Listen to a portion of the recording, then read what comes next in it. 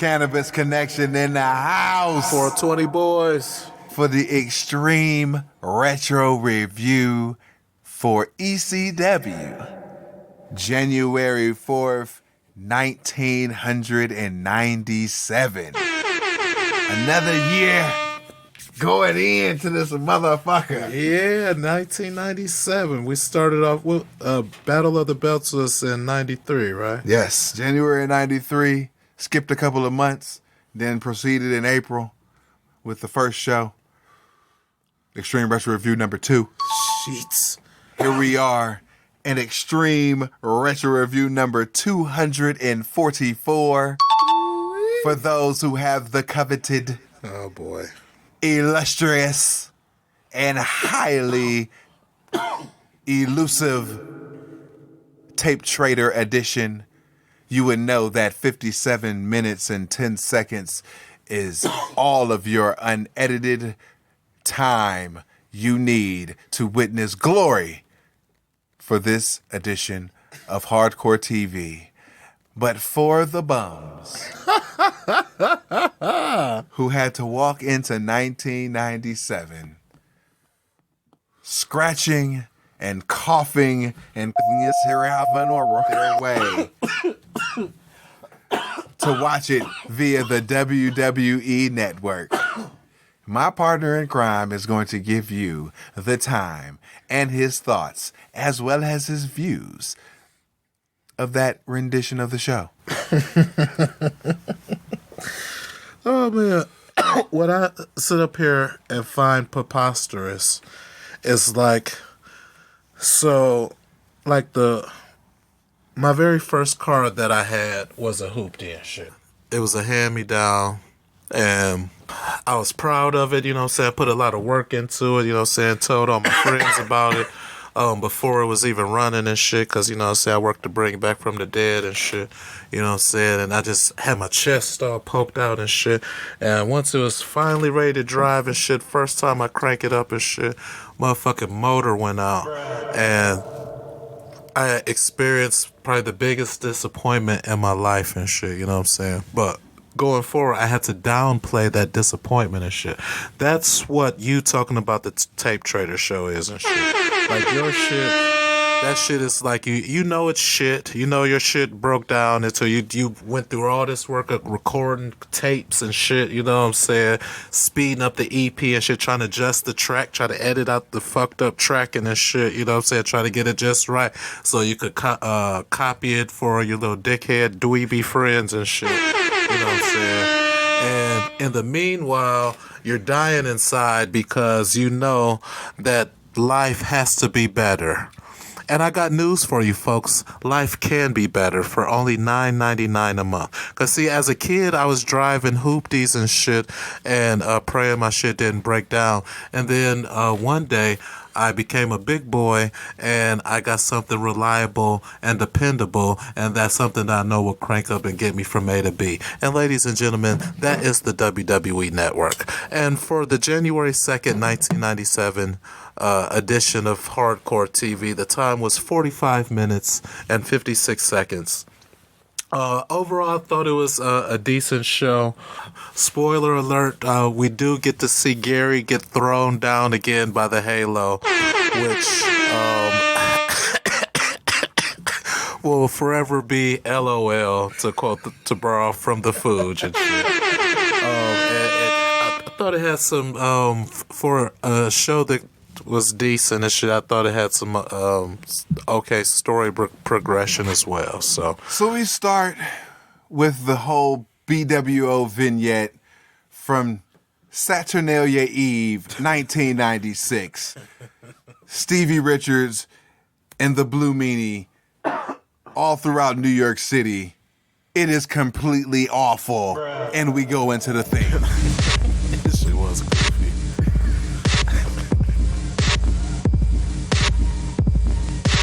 We got Joey at the best highlighting the Eliminators tag title win at Middletown, New York at a spot show. It takes us back to the first four-way dance where the Gangsters won the title at The Doctor Is In, recounted by us in Extreme Retro Review number 211. Fuck y'all. Joey details the title reign and segues to the finish of the Middletown match. Total elimination on Mustafa for the win. Mustafa grabs the belts from Pee-wee because he ain't giving them up. New Jack talks them down and they relent. Eliminators then hug it out. I give it a dud. Yeah. Your take. Oh man, I'm a sucker for the total elimination, of course, and props to Mustafa for not wanting to give the belts up and shit. I thought that was a nice little change of pace and shit.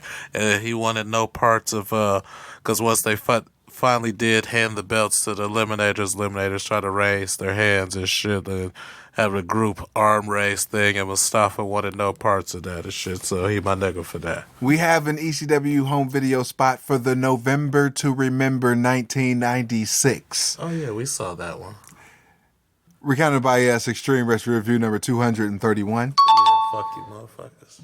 We have bumpers for January 10th, January 11th, a hardcore hotline shield featuring a Francine interview, raw results up to the minute details of the upcoming pay-per-view. Moving on. Joey Shields January 10th and January 11th and notes a time change to those watching in Philly. January 11th is at the ECW Arena, and there's also shows on January 17th and the 18th. Moving on. Yeah. We have a ECW home video spot for Extreme Warfare Volume 1. Recounted by us in Extreme Retro Review number 242. You're welcome. We have an Eliminators promo. It's a side-by-side shot. Yeah, I like this part. Perry Saturn's in front of John Cronus, and he's talking about how they're the best in the world and masters of the greatest tag team finishing move, the total elimination. That's right. Saturn does all the talking, and on the right, it's just complete carnage. Yeah. Taco and Hartgood get total elimination. They've eliminated the Lunkheads, Cactus Jack and Mikey Wickflip, Gary and Anthony, 911 and Rey Mysterio Jr., who went to the Terry Funk School of taking tag team finishers because he's terrible. The Samoan Dweebs, RVD Sabu, Doc and Gordy, and yes, even the Gangsters. Saturn then puts over the Gangsters and then puts over total elimination as a great move. Oh man. HW take. Oh man, I loved every bit of it. Cause as I just said, I love the total elimination and shit. It actually made what Saturn was talking about seem even more important, and it's true. And poor Spike Dudley, because he looked like he just had stepped into the ring for the first time and shit, like mass transit or something. We have January 10th, January 11th bumpers, the official Taz t-shirt spot, the Sandman t-shirt, and coming soon, the 1996 and 1997 Pitbull t-shirts. Moving on. So, will it be, will Gary have the halo? I think you called him Terrence and Phillip. We have a replay of Louis the Loser versus the Undead Bulldozer Brian Lee, showing the finish from their match Holiday Hell 1996, recounted by us Extreme Retro Review number 236. Yeah, I guess you're welcome. I love the classic heel beatdown. Moving on. Back with Joey at the Nest, speculating about a new triple threat. Is the Undead Bulldozer still with Raven? Is Cuck in the group? Is there a new triple threat? Louis the Loser doesn't care, although he should, because he keeps getting his ass kicked by the same three people every show. He is a goof. But look at him. New goof too. Yeah. Rest in peace. Joey takes it to a recent fan cam match that he called a purist dream. who are these purists that are just clamoring for a 1997 Rob Van Dam and any version of Chris Candido? They start off by doing the Eddie and Shooter Cirque du Soleil exchange, but it's at 3/4 speed. They have a clipped match to shit that you would think they would do in a match. So anything you think that RVD would do in a match, he did. Everything you think that Cuck Candido would do in a match, he did. Reversals, aerial stuff. Thought I heard a boring chant. Yeah. It's at 3/4 speed. It might as well be boring. RVD brings in a chair. Hideous shot by Cuck, which is no-sold into a Van Daminator that wipes out Cuck and Pee-wee. Franchise come down. He gifts Cuck the chain. KO's RVD. Louis comes down, and he's in a ref shirt. He does twin magic with Pee-wee. Cuck turns around, goes into shock, gets the DVD. He is an idiot heel. RVD for the immediate pin. All that work for a dud. HW take. There was no gravitas to this match. So, there was just, nothing felt important about it at all. And so that it was just overall very boring. A purist dream. Yeah. That is new speak for boring. Yeah, that shit was boring as fuck. And, plus I had no expectations because what are they fighting for? I had at no point did I ever say, you know what, Rob Van Dam and Cuck Candido should really, they should really. I would love to see them wrestle and shit. We have January 11th bumpers. Taz, Sandman, and ECFNW t-shirt spot. We have another home video spot for the November to Remember 1996 recounted by us Extreme Retro Review number 231. We have January 17th and 18th spots, and it's all set to What You're Gonna Do by Shabba Ranks featuring Queen Latifah. Moving on. We have an ECW home video spot for Extreme Warfare Volume 2. Recounted by us, Extreme Retro Review number 243. You're welcome, folks. Back with Joey at the Nest, putting over RVD's 1996 year in ECW, beating everyone he faced except for Taz. They met at the November to Remember 1996 during the end of the three-way dance. They met in the ring at Holiday Hell 1996. Taz won. RVD left in a stretcher. Taz left with a black eye and some other shit, but is he not letting on how hurt he is? Speculation is that RVD hurt him to the point where he can't compete. In Middletown, New York, Taz refused to enter the ring for the King of the Hill Battle Royal because he could not be first, so he didn't want to enter at all. The whole time he was favoring his left arm. He called out Sabu. Sabu came out and got total elimination from the tag champ. They beat up Sabu while Taz did nothing but talk shit. Even Fonzie told security to watch his left shoulder. This may be a cover-up, so cameras caught up to Taz to hear what he has to say. HW, your take. Very, very clever. I like the subtle nuance that is going into what appears to be either a deception of some sort. Either Taz wants people to think he's hurt and, said he's playing a big mind game, or he's really hurt and he's trying not to let on and shit. But he's a little sloppy with, keeping it on the low and shit. But either way, I'm feeling it. So I like the subtlety that's going into this shit. So we go to a Taz promo. He's on his way to his whip. He's loading the car. He's putting over the RVD match. Talking about it's the Extreme Grappler versus the Extreme Striker. But RVD had to use a chair to gain the advantage. He choked him out of respect. But the next time that they face, he's going to teach him some disrespect. Taz takes off his glasses, and he's got a black eye. And there's no Fonzie in this promo. HW take. Taz does a pretty convincing job at playing a tough guy and shit. I would give him that, like, just on TV, especially like when he's by himself and there's no other normal sized dudes around and shit to tower over him. He seems very menacing and very convincing that he'll fuck you up and shit. And he'll probably fuck a lot of people up his size too and shit. I don't want to take that away from him and shit. But he's very convincing though. So I tip my hat to Taz on that promo there.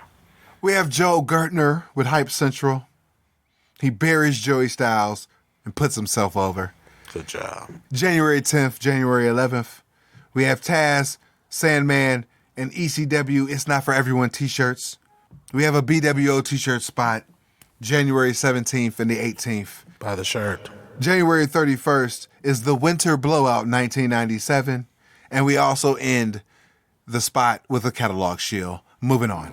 Joey's back at the nest with a special segment. Desperado comes in. God. Why?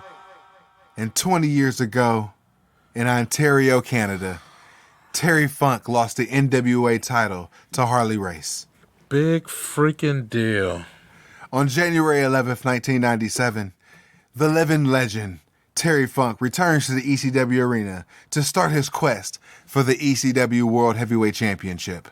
It's going to be Terry Funk versus the undead bulldozer, Brian Lee. This is when the show started to go downhill for me because I was, you know what I'm saying, I was just rolling with it and, you know, Taz had just got done doing this thing and shit, so I didn't have all the Hype Central bullshit. So, you know what I'm saying, it flowed right into Joey talking about this and shit and talking about, I felt like I was getting Sir Alvin when he mentioned that Terry Funk was coming back. I started dry coughing, my forehead started getting hot. I feel better now, so you know what I'm saying? That just Terry Funk effect, I guess. Nobody freak out. But, yeah, that's terrible news. I just want to note that it's January 1997 in ECW, and we're still selling the Brian Pillman t-shirt. Moving on. Oh, man, they're going to sell every last t-shirt. We have a t-shirt spot from Raven. Moving on. We have a Sabu signature t-shirt, January 10th and 11th. ECW moves to Tuesday nights at 11 p.m. starting next week on Sports Channel Philly. Moving on. We have a Franchise and Francine promo. 1996 was a vintage year for the franchise. He lost some, but he won most. He faced them all, Gary and Anthony, the living legend Terry Funk. The list goes on. And as 1997 comes up, the Putz is at the head of the pack. Tommy Dreamer is jealous because he carries 16 pounds of gold. And he can't have it because it's his belt. It's his belt. It's his belt. Just like Francine, who he cannot have either. They cackle. I cackle. It was awesome. HW take. Shane is in fucking rare form. He's an awesome bad guy. I can't believe he didn't fucking work out at WWF and shit, cause he's killing this shit. Joey calls Franchise an impact player of 1996 ECW. First beating Too Cold Scorpio for the TV belt at a matter of respect recounted by us, Extreme Retro Review number 195. At Fight the Power, after beating several jobbers, he lost the TV belt to Anthony, recounted by us, Extreme Retro Review number 199. You're welcome. Unbeknownst to most, Franny was already fucking Franchise, only to be revealed at Heatwave 1996, recounted by us, Extreme Retro Review number 207. You're definitely welcome, and that's how you do it. Keep that shit on the low. In the famous four-way dance, they replay the match from the Francine turn. This is the moment where Shane brought back the Anti-Monitor. HWT. This is the shit that made the show for me, because I could watch Shane all day. I can watch Anti-Monitor Shane 3 times a day. Or 3 days in a row, rather, you know what I'm talking about. And just shit, fucking awesome. What I don't at a loss for words. Joey then talks about the neutering of the pit bulls by franchise. He broke Gary's neck. He tried to break Anthony's neck, but shook Gary up by the halo at Ultimate Jeopardy, a.k.a. Stipomania 1996, recounted by us in Extreme Retro Review number 223. Oh, shit, you're welcome and my personal pleasure. And that explains the Tommy Dreamer and Shane Douglas feud, because Tommy Dreamer is a friend of the Pit Bulls, and after he fucked up Gary, fucked up Anthony, and fucked up Gary again, Tommy Dreamer in Captain Save-A-Ho mode tried to get at Shane Douglas and his TV title. Oh man, Gary must be a bitch then if he needs saving by Captain Save-A-Ho, because I guess that's what a female dog is, isn't it? We have upcoming shows for January 10th, 11th, 17th, and 18th. Moving on. Extreme Warfare Volume 2. Recounted by us, Extreme Retro Review number 243, is featuring the Kimono Wanalea striptease. Oh my God. How can you not tell? That's as you like to call her, the lady boy. We have t-shirt spots for the BWO, ECFNW, the Sabu signature t-shirt, and also ECW home video is selling November to Remember 1996, recounted by us in Extreme Retro Review number 231. Oh, you're fucking welcome. It was all set to some song that I couldn't Shazam. So one show into 1997, you know I had to hit up the Street Smart Audio name game champion, Mad Jack Slater. That don't even sound right. I asked him to watch the January 4th, 1997 show. Let me know what song this was, and you know what happened. He didn't watch the fucking show. He was unable to watch the show. And this is the guy you give your name game championship to, in an effort to keep away from me. You know what? That is dirty, maniacal. Fucking shows. Main event time. Mikey Wickflip going up against the ECW World Heavyweight Champion Raven with Peaches in his corner. Gross. Peaches is gross with her heroin shit.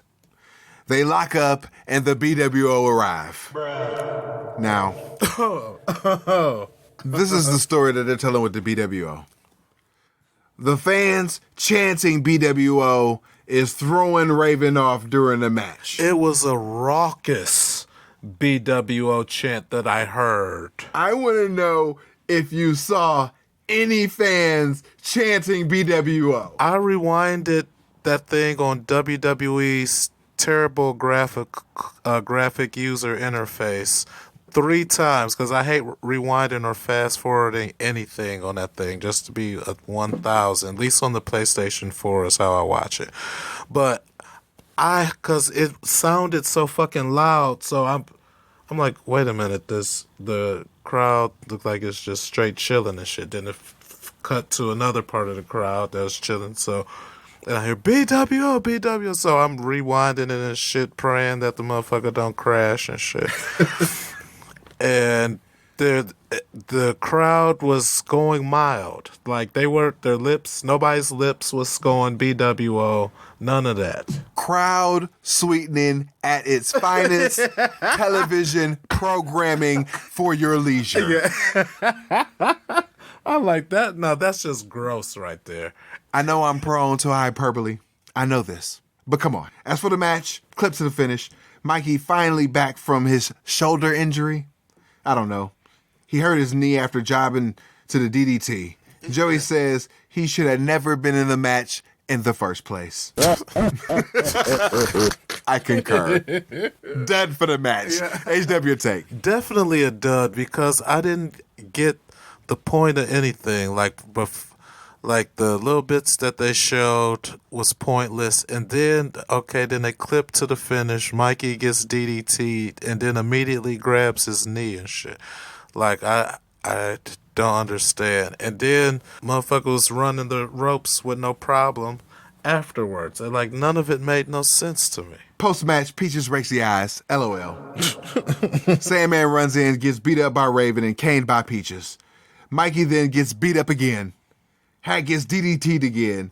Raven breaks the cane and gets DDT'd. Hack picks up the broken cane, looks at the belt, drops the broken cane, and leaves with Raven's ECW World Heavyweight title. Thin. Overall, clippy and shilly as shit. What a way to start off 1997. I'm going to recount 1994 Hollywood as he rated the first episode of 1994 ECW T for Trash. Shout out to 1994 Hollywood. You become great. In a few days, we're coming right back at you with the January 9th edition of ECW Hardcore TV. We out. Peace. Peace.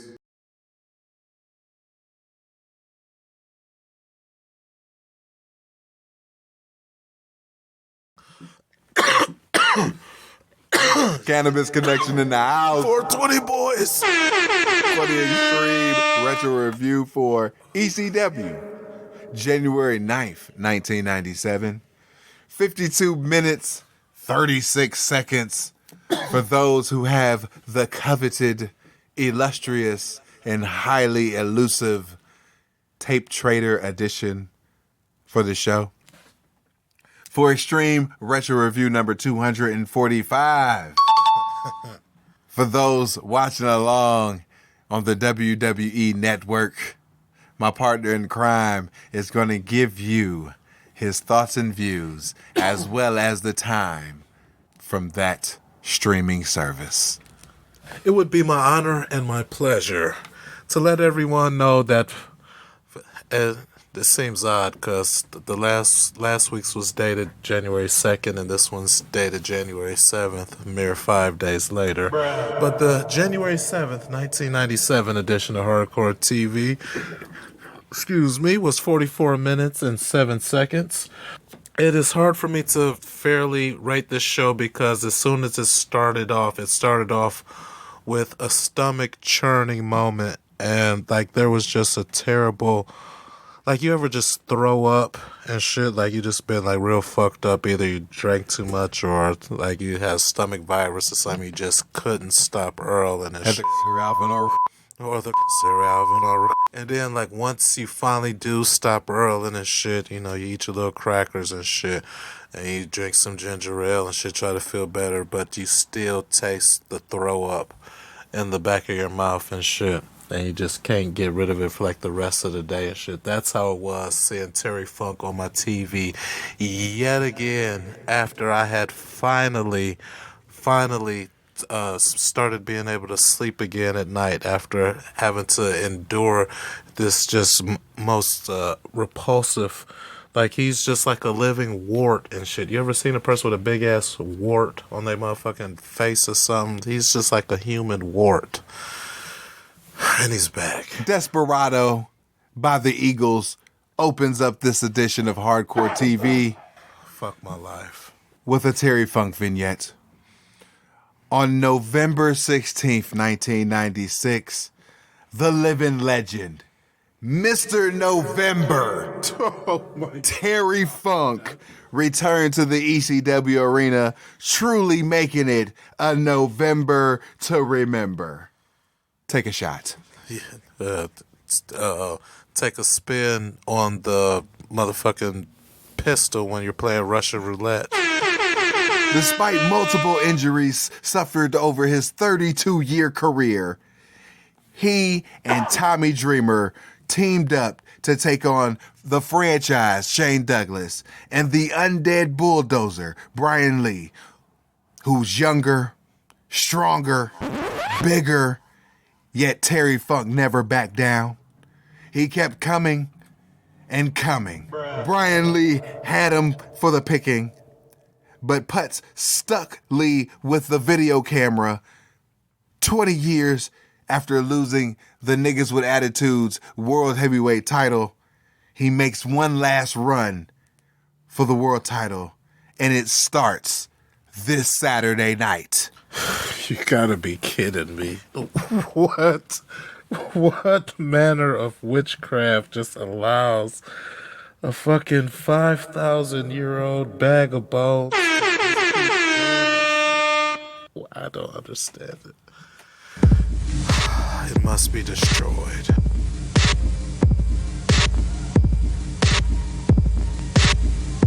So we start off with the theme, but it gets cut off immediately by the fucking Blue World Order. Yeah. It's long and awful. First they do gay poses and face shots, and then it ends with Stevie kicks. Moving on. ECW is filmed on location from Webster, Massachusetts. We have a match, Axel Rotten versus Big Stevie Cool with the Blue World Order. Axel comes out to Sweet Dreams by Marilyn Manson. It then cuts to Joey, who runs down the card for tonight. He talks about some shoulder stuff with Taz.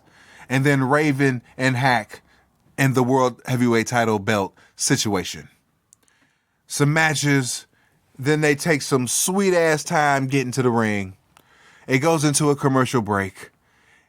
And it shows the BWO, the ECW Not For Everyone t-shirt spot, a catalog shield, a House of Hardcore shield, and on the Hardcore Hotline this week, we have a report from Japan about RVD and Sabu. Pitbull number 2 swears revenge against the franchise. Ahmed Johnson gets into a street fight with one of the gangsters, plus ongoing pay-per-view negotiations. We then go to a Raven t-shirt spot, moving on. Extreme Warfare Volume 2 is sold from ECW Home Video, recounted by us, Extreme Retro Review number 243. You're welcome. Moving on. We have a Sandman t-shirt spot, a Hardcore Cafe ECW t-shirt spot, a Taz, a ECFNW, and another BWO t-shirt spot. Moving on. Joined in progress, Axel Rotten and Big Stevie Cool. Fan cam 2-shot cut-ins. Jumpstart heat. Shine comeback. Big Stevie Cool then fucks Axel's face on the turnbuckle. Yeah. That was a little gay. Axel cut off. Stevie nuts him, then pins him while humping him missionary style. Another cut off. Axel face fucks Stevie. Dominator gets 2, but a second attempt gets countered into a Stevie kick for the win. I gave it 2 stars, but I'm taking it all back because that shit was gay as fuck. HW, your take. Yeah, this match had a lot of gay. It would have been better without the gay shit. The BWO celebrates. Nova shakes his ass continuously. He ain't Hollywood, but he is the booty man. Terrible. That should be his name. That was terrible. Joey puts over that they might be taking over. Fuck you.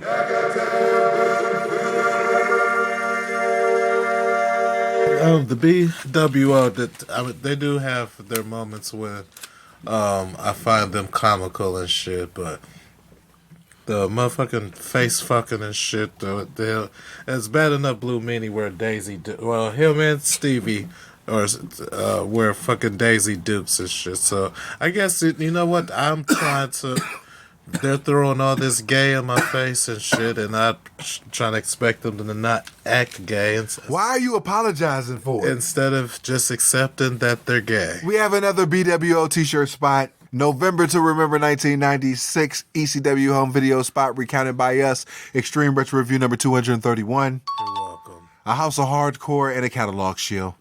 Moving on. ECW Home Video is shilling Hardcore Heaven 1996.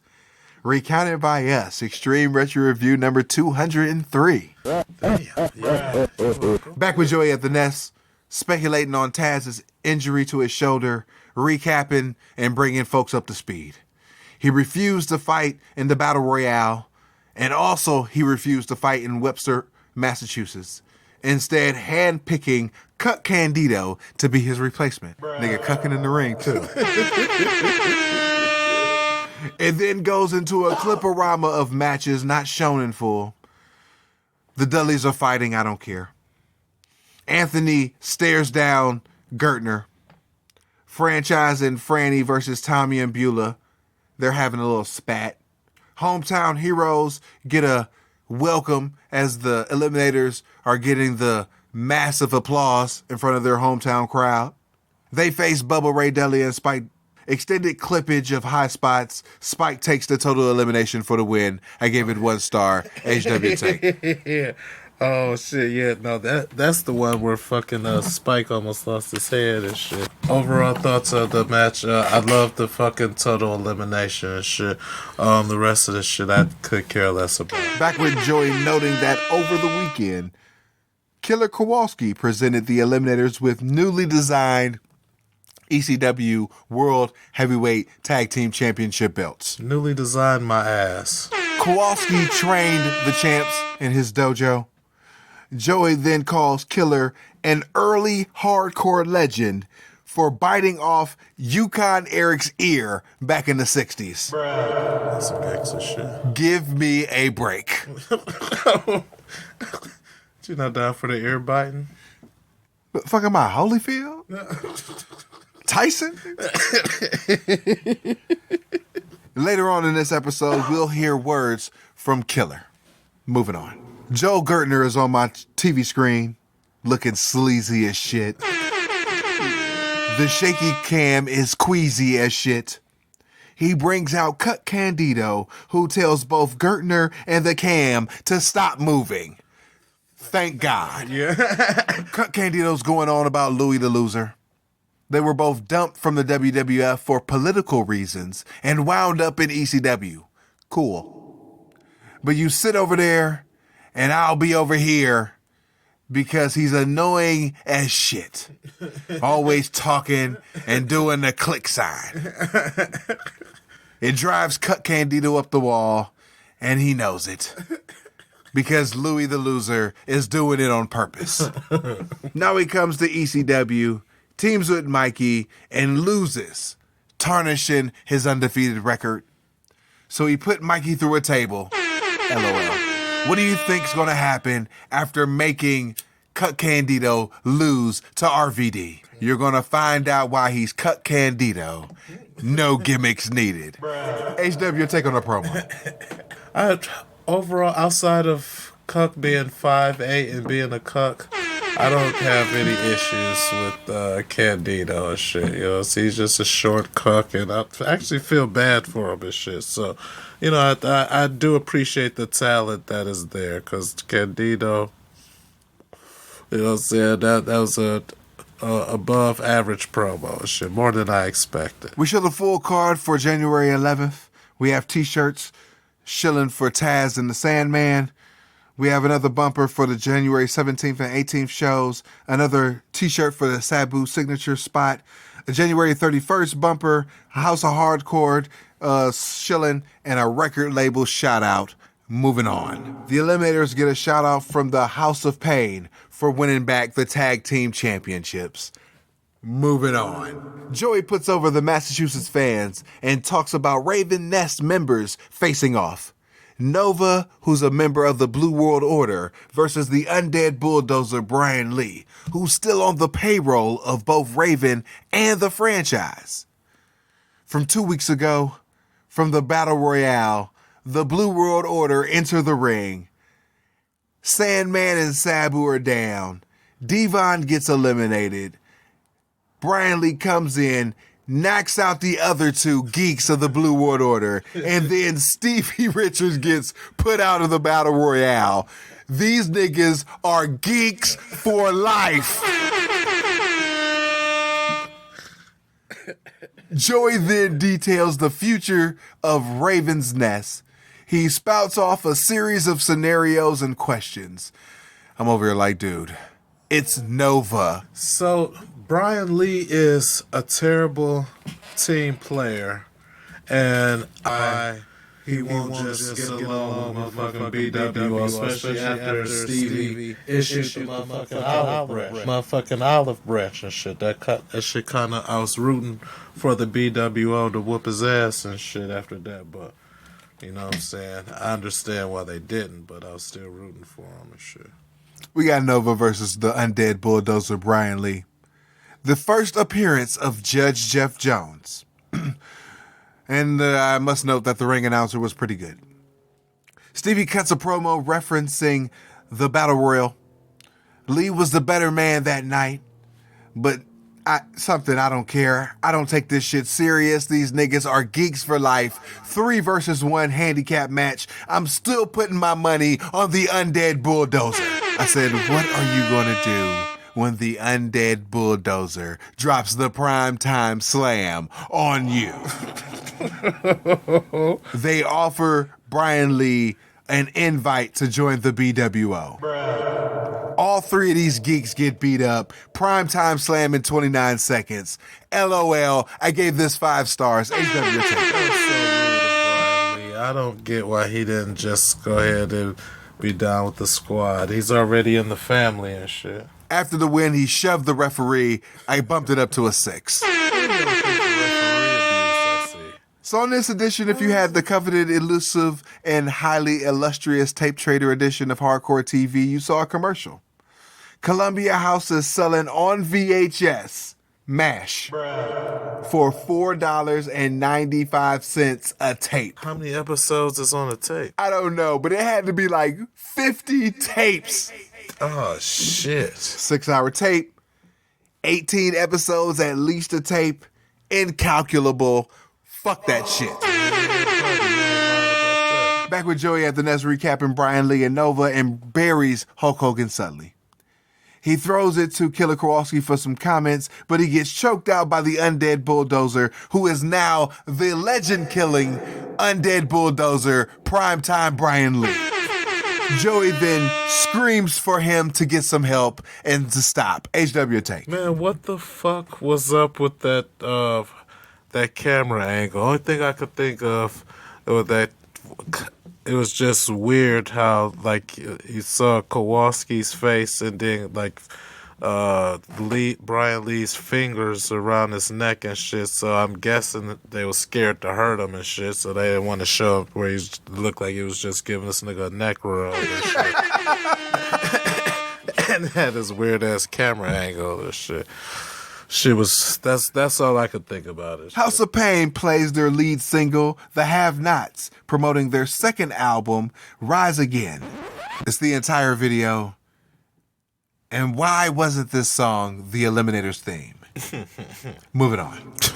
Extreme Warfare Volume 2, ECW home video spot recounted by us, Extreme Retro Review number 243. You're welcome. November to Remember 1996 is recounted by us, and Extreme Retro Review number 231. And you're welcome for that too. ECW home video selling that shit too. They have Taz, Hack, and Sabu signature t-shirt spots. Moving on. We have an Eliminators promo. They're pissed because Brian Lee beat down Killer Kowalski. Is that what you call a beat down these days? Nigga neck rubbed him down to his coffin. Yeah. Massaged him to sleep and shit. You want to send a message? Well, it's intercepted by the Eliminators. They've never taken anything personal except for this. Brian Lee and Cuck Candido, we're coming for you.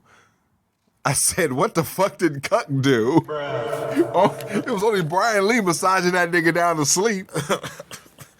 Oh, shit, I didn't peep that part. So are we just going to ignore that they are, apparently they are co-WWF Intercontinental Champions? Are we just going to ignore that and shit? What do you mean? The new belts that they got. They're the Intercontinental Championship. I didn't even notice that shit. This shit's I see it. And I'm picturing it in my head for the 0 subscribers of Street Smart video. Yo, the new World Tag Team titles are the Intercontinental titles. Good catch. Oh, thank you. I can't believe no one else caught that, or was that on purpose? I don't understand. We're in the ring with Raven. He's talking about the Sandman. He's a better man than Sandman, and that's why Peaches left him. Gross. He's a better father than Sandman. That's why his son Tyler left him. Damn. He's a better wrestler, and that's why he's the world champ. So give him his belt back. Whew. Sandman rushes the ring, and they fight it out over the belt. Sandman takes it early, but Raven comes back. They brawl all over the venue for a while, and they brawl up the stairs, through the balcony, and through the balcony crowd. There's a sign that reads BWO, and it's the BWO locker room. Raven kicks Hack down the stairs of the BWO locker room. He shoves Stevie, and then all of a sudden, we come back to seeing Sandman wearing a Blue World Order t-shirt. Yeah. Yeah, so apparently there's speculation. Clearly the BWO just threw that motherfucker on him and shit for the LOLs and shit. So I started inspecting Raven's t-shirt. This nigga has a Sandman t-shirt on. Vertigo Comics. Ah. Rest in peace. They finally make it back to the ring, and this is really a 10-minute brawl to end the show. I didn't even write anything for the overall. It was just a mess. It was a mess of a show to me. It was very messy, and that brawl was way too long. My nigga does not like long brawls. No, I do not. Like, just, you can't, especially when they fighting all over the place, and, you know what I'm saying, it's supposed to be some semblance of control and shit. And it goes nowhere. Exactly. Like, just a bunch of, you see back and forths. Like, it might be more entertaining if a nigga's just getting murdered for 8 minutes. Like, at 4 minutes in, it might be too long. And then, like, by minute 6, it'd be like, dang, is he gonna kill this nigga? Like, oh, this nigga still breathing? Are those punches really effective? You know what I'm saying? But, you know, the nigga back and forth and shit. Yeah. Oosh, oosh, oosh, oosh. For the 0 subscribers, the Street Smart video. Oh, shit, we still going? Oh, shit. Next week, January 16th, 1997, marching along towards the upcoming pay-per-view. Maybe, maybe not. We'll see. Until then, life is a work. Make sure you get paid for it. We out. Peace. Peace. Cannabis Connection in the house. 420 boys. You know we got a new president, right? Yeah, I heard that. I stopped paying attention after like the first 3 days.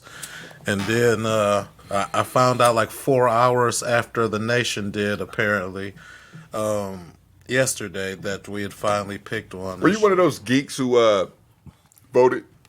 No. I tapped out.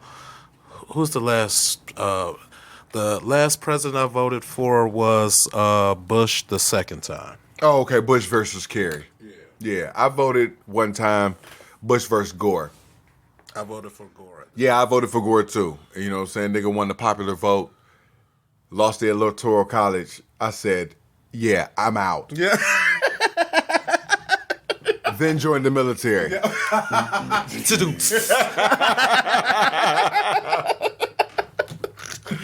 But yeah, we know saying Joe Biden, old senile ass, is not a president and shit with the bitch vice president and shit. You know what I'm saying? You know how black people is. You know what I'm saying? This is the first black female vice president. I'm like, oh, I hate y'all niggas, man. They do that shit with everything. And she like Korean and... I don't give a fuck, man. Kamala. Yeah, Kamala Harris. Yeah, you know what I'm saying? You know, shout out to, you know, my nigga Kamala, rest in peace. The real Kamala. Yeah, my nigga 1 Foot Joe. You know what I'm saying? But Poor guy. yeah, but you know, my everyday life ain't gonna change. Damn it, I was trying to... Yeah, that King Palm. Yeah, that shit cherries pop off that bitch like, you know what I'm saying, goddamn cherry trees. But yeah, my life ain't gonna change. You know what I'm saying? Like the last 4 years, my life ain't really changed. I mean, got a job, lost a job, got a job, lost a job. Pandemic came through. You know what I'm saying? Ain't really shit popping. For some reason, Trump gets credit for niggas' 401ks going up during his term. That's crazy because my 401k just went down last week. You know what I'm saying? Oh, damn. Yeah, so, you know what I'm saying? Shit on that nigga for that shit? Yeah. You're fired. Yeah.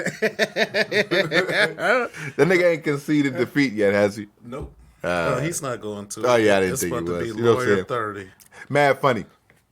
I'm up on Northfield the other day, about to turn out, going towards Southgate and shit. And this nigga in a van, he's like, hey! You know what I'm saying? I'm like, who is this nigga that know me? Because I don't know this nigga, you know what I'm saying? So I swing back around, pull back up in the parking lot and shit. Nigga got the whip. I got the whip. I'm like, what's good, man? He like, what's up, Ed? I'm like, my name ain't Ed, fam. He's like, your name ain't Ed? You ain't got a brother?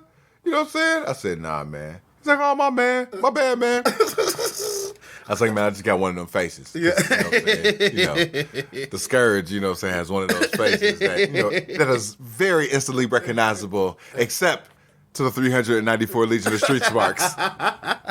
It's also very punchable, ladies and gentlemen. I've been in my fair share of fights. Yeah. So, nigga don't know me. You know what I'm saying? He's like, oh, my bad, my bad. And then he bounced. And before he bounced, he say, as long as Biden win. What the fuck that got to do with it? I'm like, right on, man. Just get my whip and take off. Oh, my bad for mistaking you for some nigga named Ed that I apparently don't know that well. But, hey, as long Biden win. All right. We black.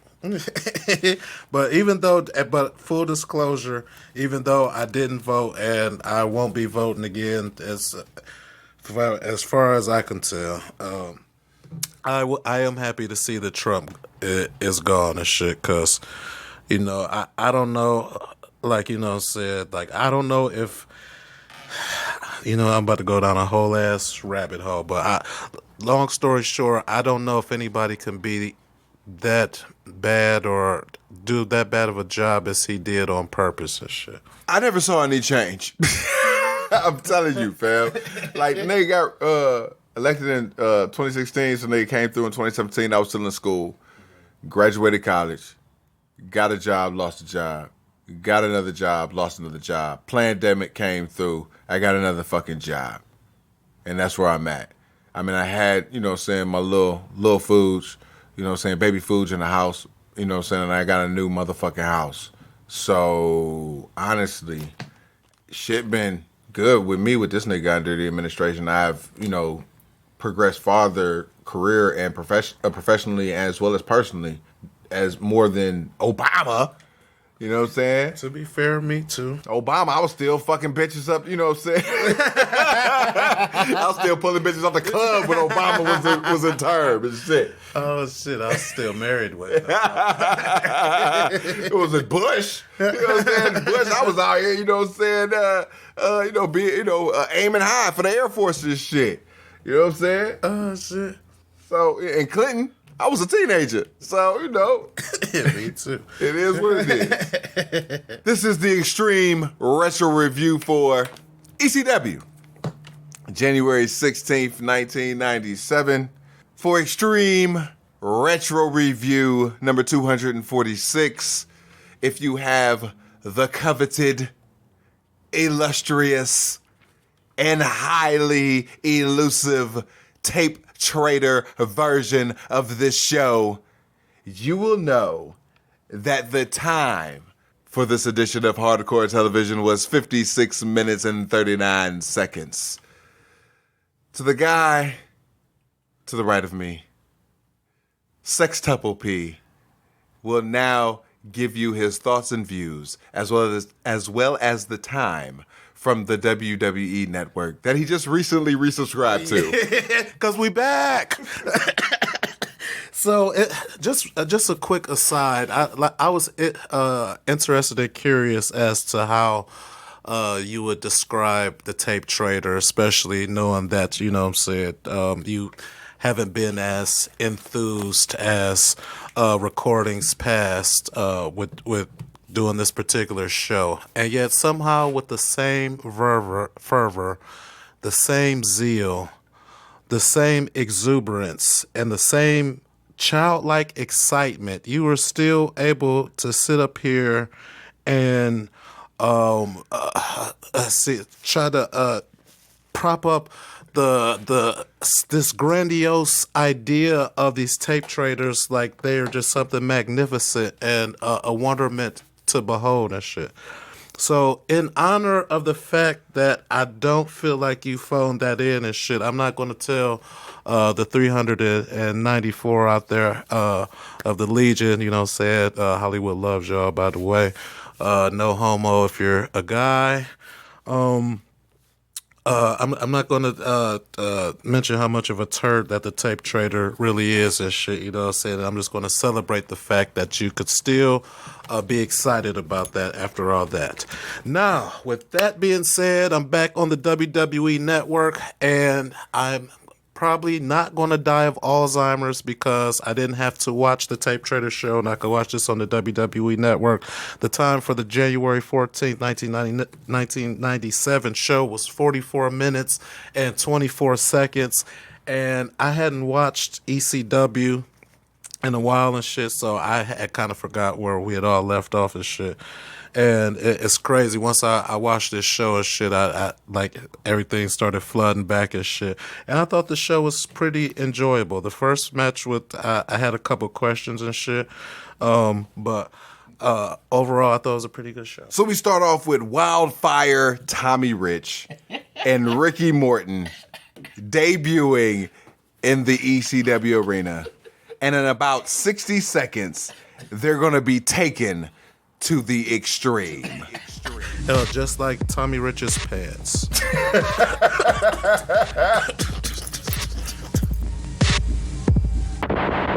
So we come back with the Gangsters versus Tommy Rich and Ricky Morton. Extended squidash, brawl around ringside, into the crowd. There's a brief heel comeback, diving chair onto Rich for the win. I gave it 1 star. HW take. My first question is, how much does Ricky Morton and fat ass Tommy Rich get paid to job out to the Gangsters in ECW in 1997? The number can be ascribed to the amount of grams of cocaine that Paul Heyman gave to them. Allegedly. Cause I was, and then when they ended up beating each other up and shit, I'm like, how do you convince these two to come in? Because I think of the wrestling like somebody like them and shit against the Gangster. I figure at least it's something would be a no contest or something at best and shit. But not only do they lose, then they end up getting into it with each other. Okay, so 1997, Wildfire Tommy Rich is on complete downswing of his career. Ricky Morton had just did a stint in Smoky Mountain Wrestling that kind of set the world on fire on the independent scene. But by 1997, he had already did another WCW run. He was in Smoky Mountain Wrestling, like I'd already explained. And now, he was, he's been on the scene for 5 more years past his prime. So, Paul got them in for a song and a dance. Did you see the mullets? I saw the mullets, and I saw Tommy Rich looking like a busted can of biscuits. Like I don't know why I was almost fixated on it and shit. And I know it sounds weird as shit, but this motherfucker was just exploding, just fat everywhere and shit. And it was I don't know, it was just odd, but they hoard themselves out. We have a bumper for January 17th, 1997. And on the Hardcore Hotline this week, there's a major scandal with extramarital affairs leading to a bar fight with WCW personnel. Oh, shit. The hotline will spill the tea for $1.99 a minute. You motherfuckers, imagine they're going to take their time. Fuck that shit. Yeah. We got Joey back at the nest chilling the Scranton, Pennsylvania debut at the CYC Center. And Raven puts his hair on the line in a match against the Sandman. If Sandman wins, he gets the title and Raven's hair. And if Raven wins, he regains possession of his World Heavyweight title. Also, the second appearance of the masked man who wants to fuck with the franchise. January 18th, 1997. Moving on. We have a spot for Extreme Warfare Volume 2. Oh, yeah. Recounted by us in Extreme Retro Review number 243. You're welcome. Back with Joey at the Nest detailing the fallout of the earlier tag match between Tommy Rich and Ricky Morton. They get into a quick scuffle and it leads into an impromptu Southern-style brawl. Tommy Rich won that brawl, and more from Wildfire Tommy Rich later.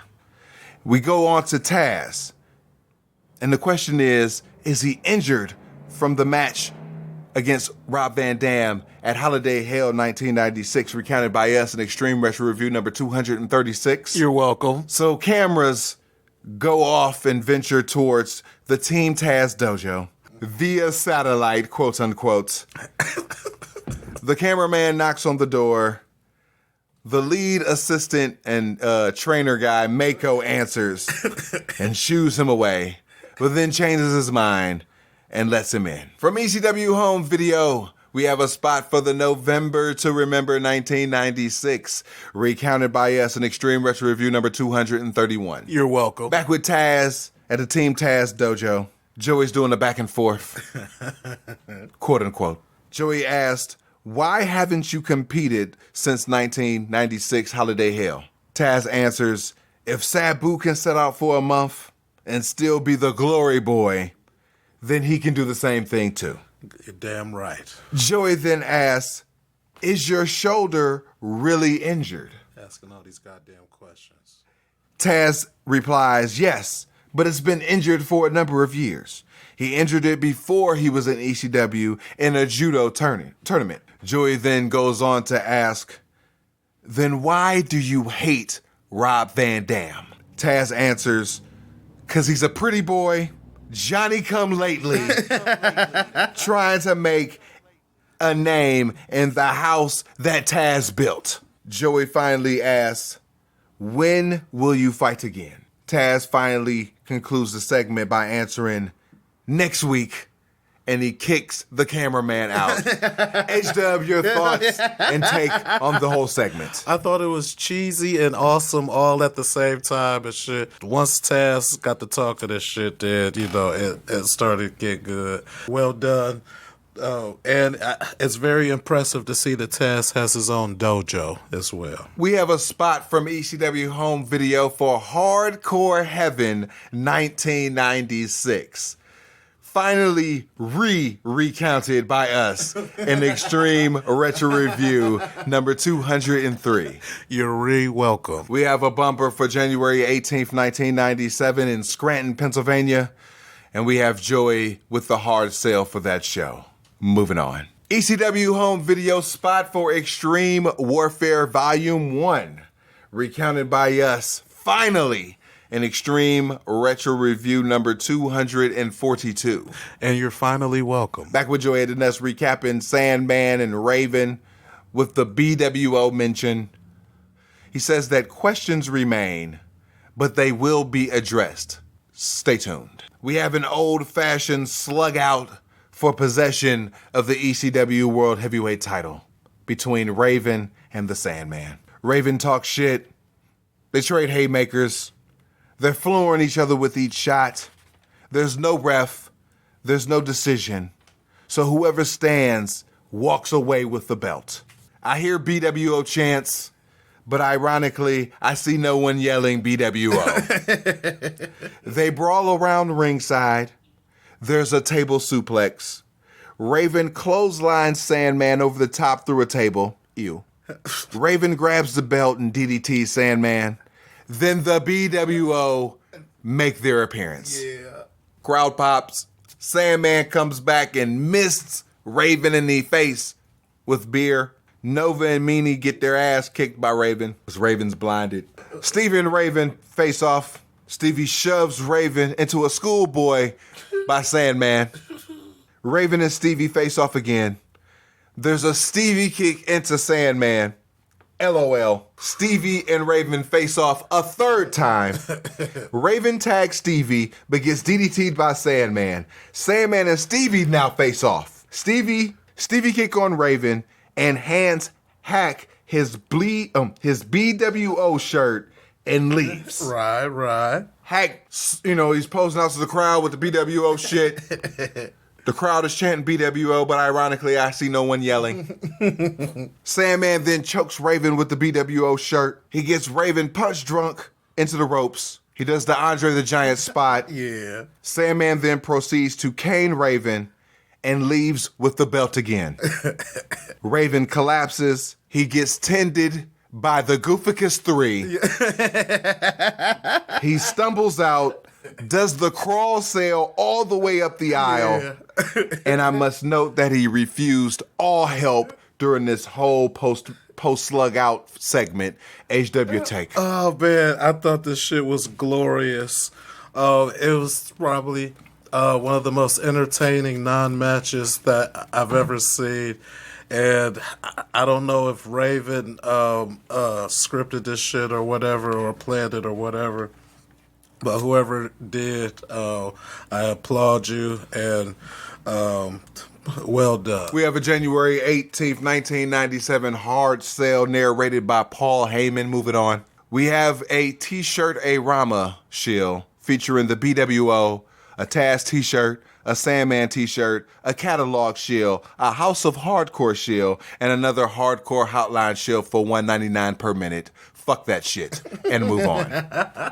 We go back to a replay of what just happened with Raven and the BWO, and it goes back to Joey. He asks if Sandman has joined the Blue World Order. Ridiculous. Joey then details the Raven and Stevie pairing, and for 2 years, Stevie has been Raven's #1 flunky. Yes. They go over the shot by Raven and Stevie putting his dukes up. Joey asked who the kick was for, Raven or Sandman. Ridiculous. And I must note that this ate up a lot of TV time. HW thoughts. They milked the shit out of this shit. Luckily for them, I enjoyed it the first go round because I got plenty of helpings, and it's burned in my brain now and shit. So, but yeah, and I like how they kind of left it ambiguous as to, said if was Stevie really turning on Raven and shit, or was he just, just sick of Raven shit for a hot second, or is he really going on his own now because he got his own clique and take off his own popularity and shit? So, yeah, I'm all in so far. We got Joel Gertner hosting Hype Central this week on Hardcore Television. Yeah. He recites a poem. And after all these billboards, we'll interview the person in ECW with the most luscious lips, piercing eyes, and best chest. He gave it away right there. We got a January 17th, 1997 bumper. BWO, Taz, Sandman, and ECW t-shirt spots. The ECW t-shirt this time is saying that the Surgeon General advises that ECW may be hazardous to your health. We have a January 18th bumper, and still coming soon, Pitbull t-shirts. Why? Oh, man, I just need an excerpt of the Surgeon General saying that ECW is bad for your health, because I know with the WWE Network not being out back then, he had to be talking about the Tape Trader show. Had to be. We continue on with a catalog shield. A Sports Channel Philadelphia time slot change. It's now going to Thursdays at 11 p.m. A record label shout out, and it's all set to Swallowed by Bush. We come back to Gertner, who is interviewing himself. Tremendous. Back with Joey at the Nest, recapping the world title situation, and Raven comes through and yokes Joey up. He wants his belt back. Todd Gordon then comes through, and he gets yoked up by Raven as well. Todd tells him to go get his title if he wants it. Raven agrees and pushes Todd out of the shot. HW take. I don't know. I mean, it's hilarious, but I don't know what he think motherfucking Todd Gordon gonna do to get him his belt back and shit. But this shit is entertaining and shit as Raven is trying to do his best to get his belt back and shit. We continue on with a Raven t-shirt spot. Moving on. From ECW Home Video, we have another spot for November to Remember 1996, recounted by us in Extreme Retro Review number 231. You're welcome. We have a January 18th, 1997 bumper, and it's going to be at Scranton, Pennsylvania, narrated by Paul Lee for the hard sell. Back with Joey at the Nest with a Shane Douglas recap. After going anti-monitor on the Pit Bulls, he finally needs some backup. Anthony wants revenge for Gary, and Putz is his longtime nemesis, dating back to Extreme Retro Review number 41. Whoa, Nelly, you're welcome. Just recently, Shane won at Holiday Hell 1996 with the belly-to-belly to Beulah for the win. With the double leg grapevine and shit. LOL. And has since broken her undefeated streak. At Holiday Hell 1996, recounted by us in Extreme Retro Review number 236. You're welcome. Cuck, Franchise, and the Undead Bulldozer Brian Lee teamed up to 3 versus 1 Louis the Loser. Louis got some payback recently at a spot show in Allentown, Pennsylvania, where he dressed up as the ref at the show on January 11. Cuck and Louis had their 1 versus 1 matchup. So the question remains, has the triple threat reformed? H-Dub. So it was at that point where, because I saw where it was going, and clearly it had to be obvious the triple threat was reforming, and plus you already told me, spoiler alert. So I understand why Shane picked the original American Badass and shit. But what on earth does Cuck Candido bring to the team and shit? Like, unless it was just Sonny, so everybody get a turn on Sonny, so he's in the squad and shit. Otherwise, like, he could have literally picked anybody else, except for maybe Mikey Whipwreck. But anybody else. Stay tuned, and you'll see the glory of Cuck Candido in the triple threat. Oh, I certainly hope so. So we go to a match just in progress to the finish with Louis versus Cuck. Both men are down, and Finnegoof is counting them up. They're back up doing the back and forth. There's a Death Valley driver tease, but he gets thrown outside. Cuck is hurt, so Finnegoof stops the count. Cuck gets back in, suckers Louis for a 2 count. Little more stuff. Cuck counters the top rope sunset flip for the win. Dud. Louis is done as a character in ECW. This nigga lost at Holiday Hell. This nigga lost all the way back at Dr. Zen or Natural Born Killers. This nigga got the little come up. It's on Too Cold Scorpio at November to Remember 1996. But Too Cold Scorpio was on his way out the door anyway after he beat 3 motherfuckers. They reformed the triple threat with Cuck at Holiday Hell. I mean, with Cuck and Lee beating up Louis at Holiday Hell. This nigga's lost on fam cam shows. I'm through with Louis Spicoli.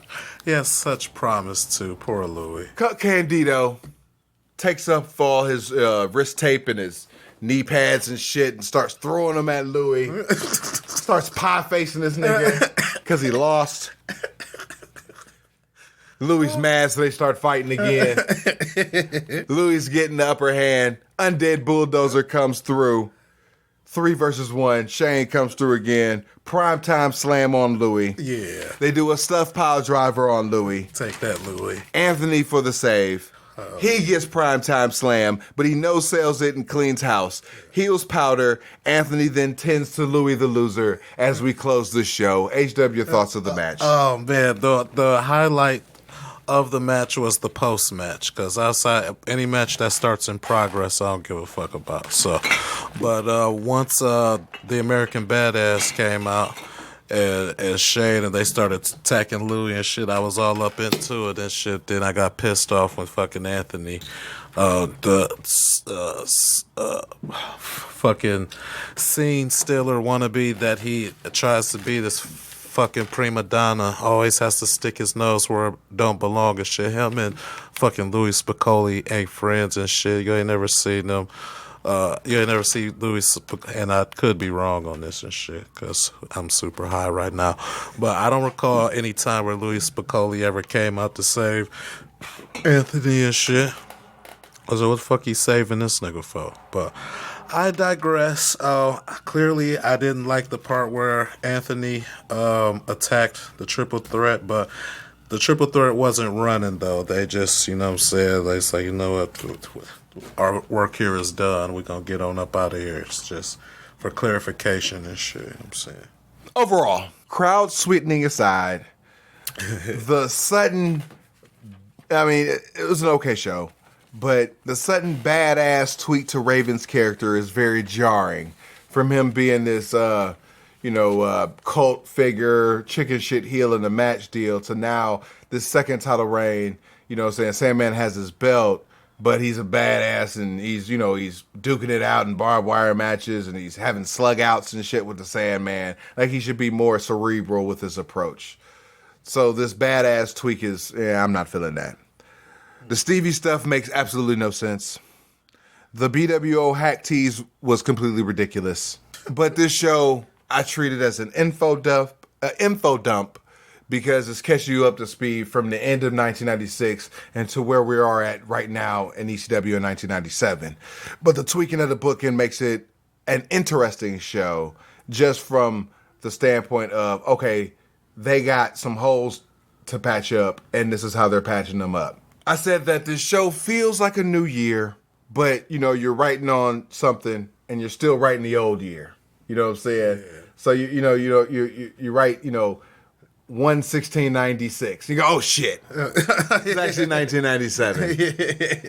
Yeah. So it's still, a 1996 show, retweaked and retooled for 1997 purposes. But I liked it?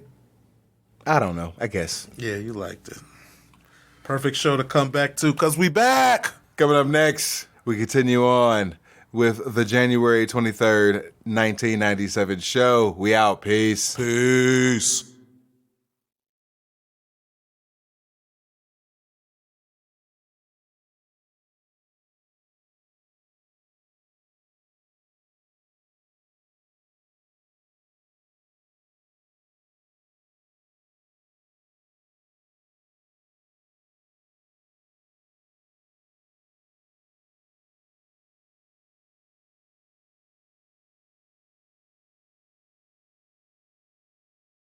Cannabis Connection in the house. 420 boys. For the extreme retro review for ECW.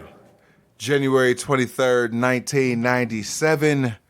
57 minutes and 28 seconds for extreme retro review number 247. If you have the coveted, illustrious, and highly elusive tape trader version of this show. My man to the right of me watches this show via the WWE Network, and momentarily he's going to give you his thoughts and views as well as the time from that streaming service that is $9.99. So, the date for the WWE Network was January 21st, 1997.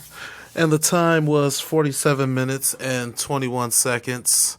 And I feel like after last week's show when the Surgeon General said that ECW could be bad for your health, like you probably should start mentioning that when you tell people you listen to the tape traders and shit, because I think like that's like the law or something when the Surgeon General say something, and if you promote it, you gotta disclose that the Surgeon General say you might die if you watch the tape trader, or at very least become a vegetable.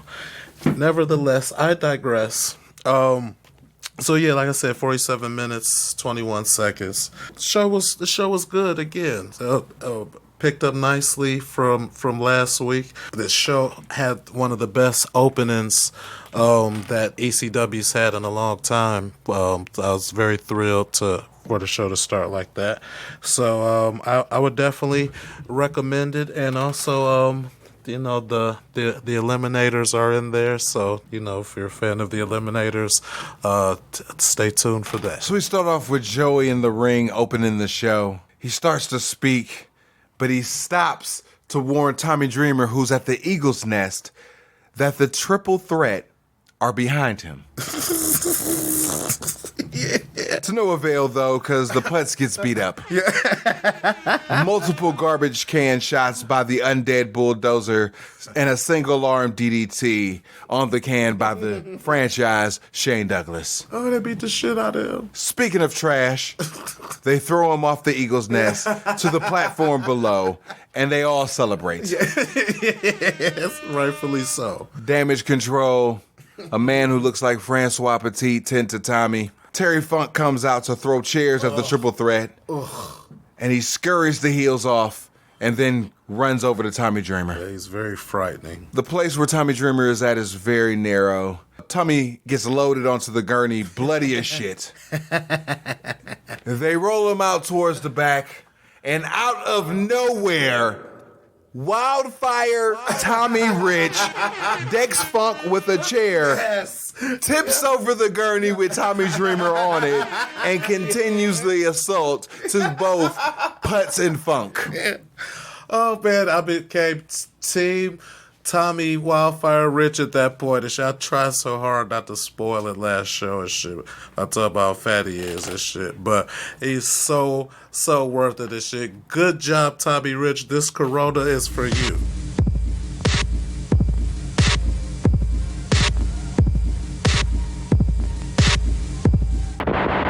We come back to a frazzled Joey Styles as he starts the show over, and he brings out Taz and Fonzie. Taz claims that he ain't hurt no more.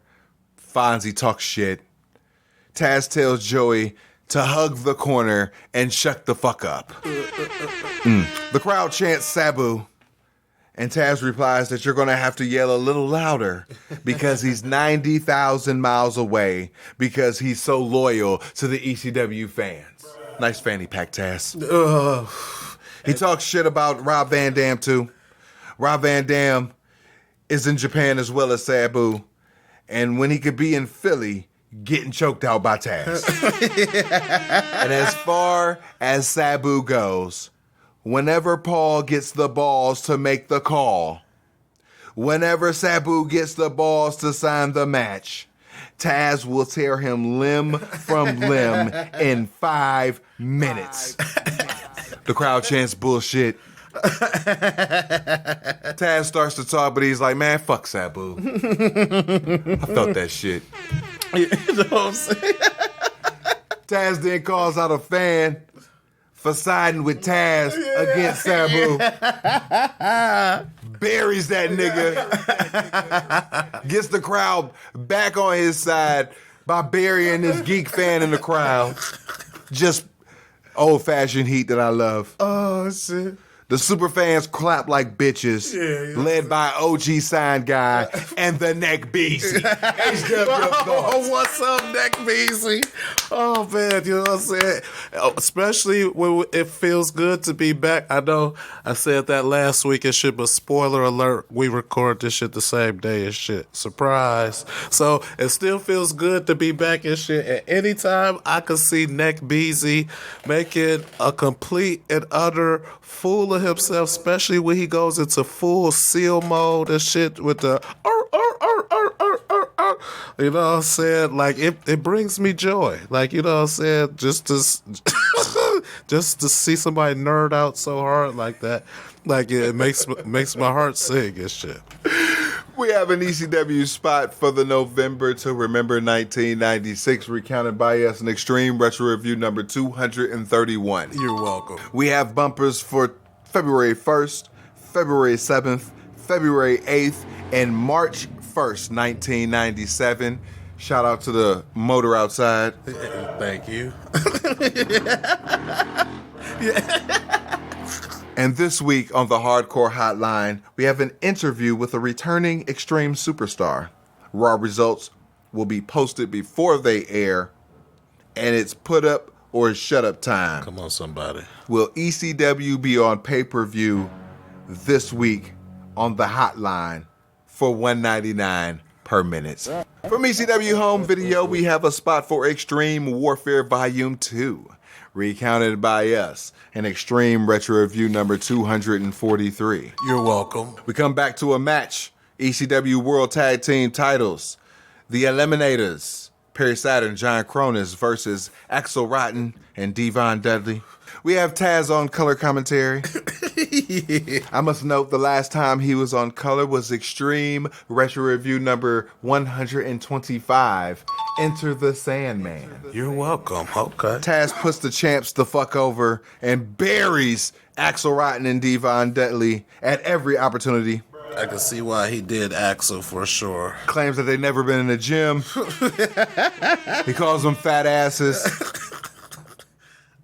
I want to say he was beta testing his shtick back then. So when Taz talks about in shoot interviews that he was working the announce team out of nowhere, it's a complete lie. He was working this shit back in 1995 and 1997, respectively. Shout out to 1995 and 1997 Hot Stuff Hollywood. Oh man, yes indeed, because we definitely get better, and me in particular. Extended squidash. Axel eats telegraphed elimination. Yes! For the win. I gave it 2.5 stars. Post match, they do the karate respect thing to Taz. Taz reciprocates. HW thoughts. Oh shit! Speaking on the last part real quick and shit, that was real dope and shit. You know what I'm saying? How they bow to each other and shit. You know what I'm saying? And then of course, man, anytime I get to see total elimination, I'm gonna mark the fuck out and shit. And Axel Rotten, his fat ass took one for the team and shit.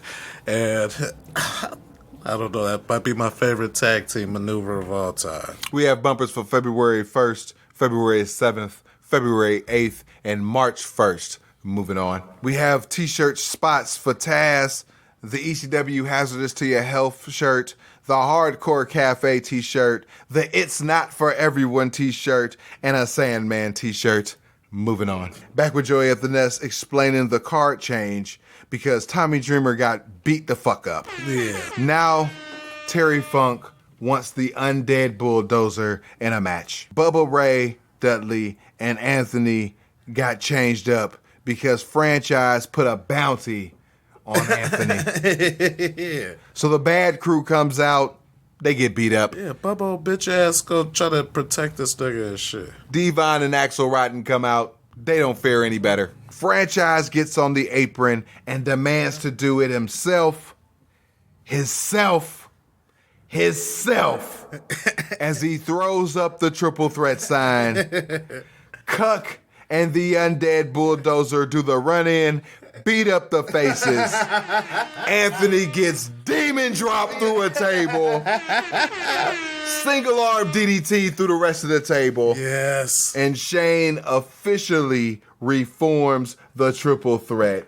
HW take. Oh man, when they threw up the John Cena sign and shit, like I marked the fuck out and shit. Like it's just like, oh shit, my bad. Crazy as fucking shit that, you know, I don't know, like that anti-monitor shit, like I guess he went to the future and shit, became the Franchise and took the hand signal for the triple threat and all that shit from John Cena and shit. Anyway, I still ask the question, why Cuck Candido? Like, it's like you remember in school when they, kindergarten, they ask you which one doesn't belong and shit?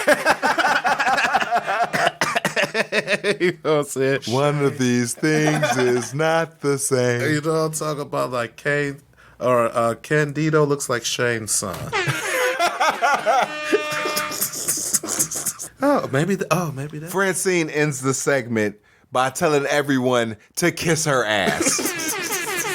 I love this bitch. We have a February 1st spot, a Taz Sandman t-shirt spot, House of Hardcore spot, February 7th, February 8th, and March 1st bumper to end that Shilorama. Moving on. From ECW Home Video, we have Natural Born Killers, recounted by us in Extreme Retro Review number 215. You're welcome. We come back to Desperado by the Eagles. Terry Funk versus the Undead Bulldozer Brian Lee is coming up next. All right, so you don't have to put any names on this and shit, but have you ever used the bathroom or seen a toilet behind a bitch that dropped a deuce and was on her period and forgot to flush and shit? Absolutely not. When I was working at Executive Caterers and shit, I used to clean up. I was on the cleaning crew over in third shift and shit. And, man, bitches is so fucking disgusting.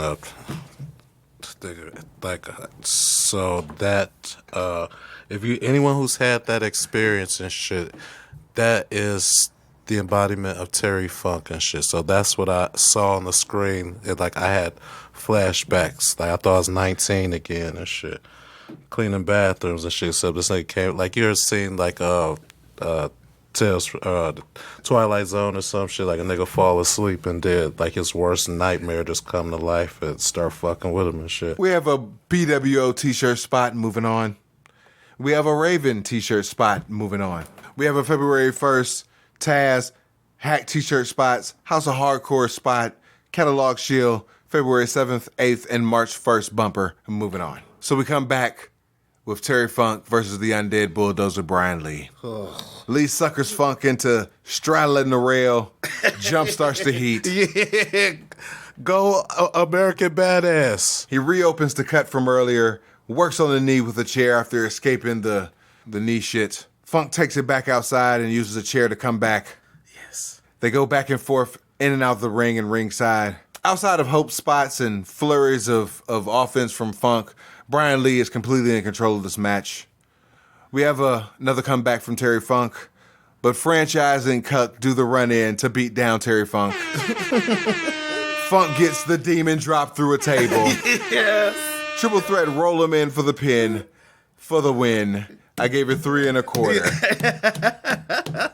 Lee gets on the mic and shoves Mullinope down to the ground.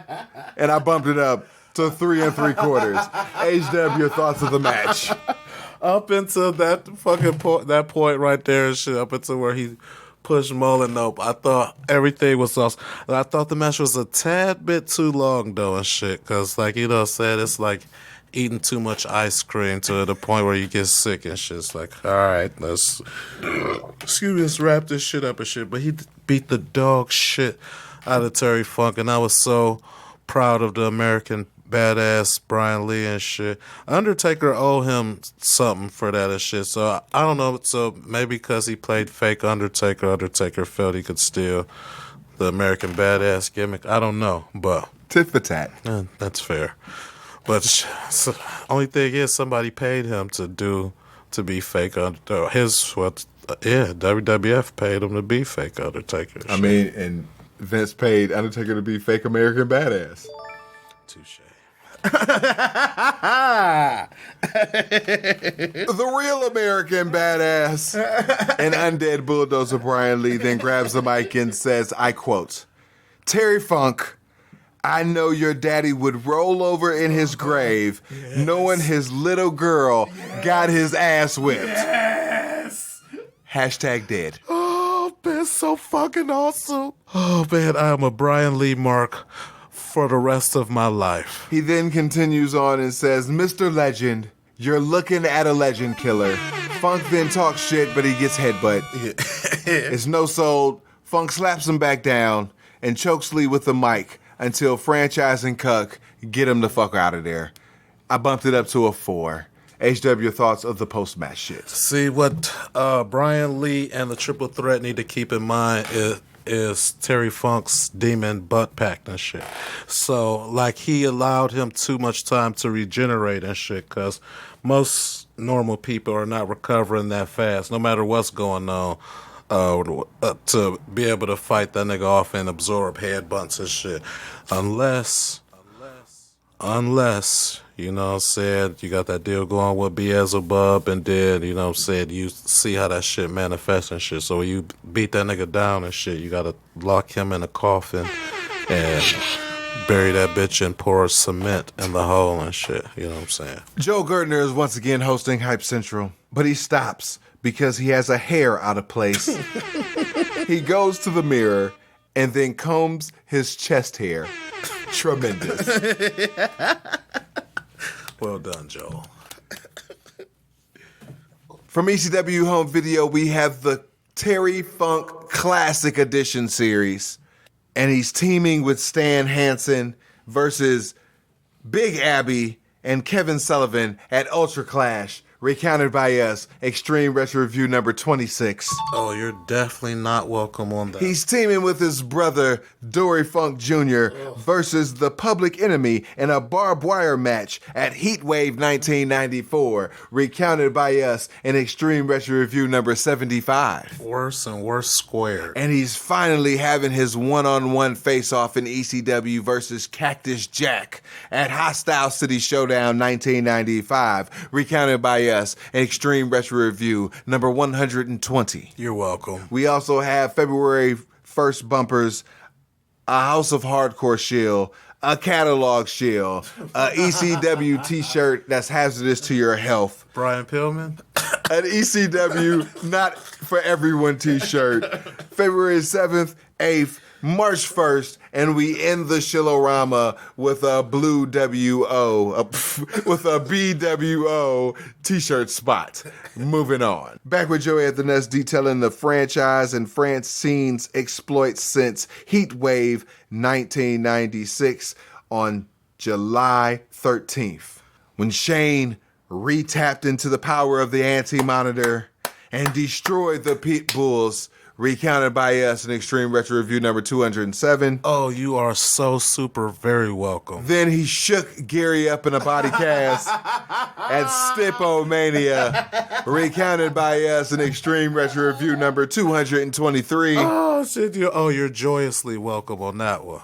Putz was going to go for the TV title, but he got trash canned and thrown off of the balcony. Anthony got demon dropped, as he would have been the natural replacement for Putz. So there's no more immediate challengers for Shane's World Television title, thanks to the triple threat. Joey then throws it to the ring where the franchise and the head cheerleader are standing. Franchise in the ring. Francine looking skankalicious as ever, as Shane tells the Penguin, a.k.a. Geek Ortiz, to beat it. Francine then grabs him by the earlobe and ears him out of the ring. LOL. Get your ass up out of here. Shane then knocks out Finnegan for no reason whatsoever. I'd like to nominate Shane Douglas for 1997 Heel of the Year. Already. Yes. See you at the Sullies. I confirm that domination. Since Putz is in the hospital, thanks to the triple threat, he's got no opponent. He's looking for a fight, so somebody come on down and get beat up by the franchise. And then a tall man in a mask, lucha style, walks down the aisle. Shane Douglas then says, "Who is that? Juventud Guerrera?"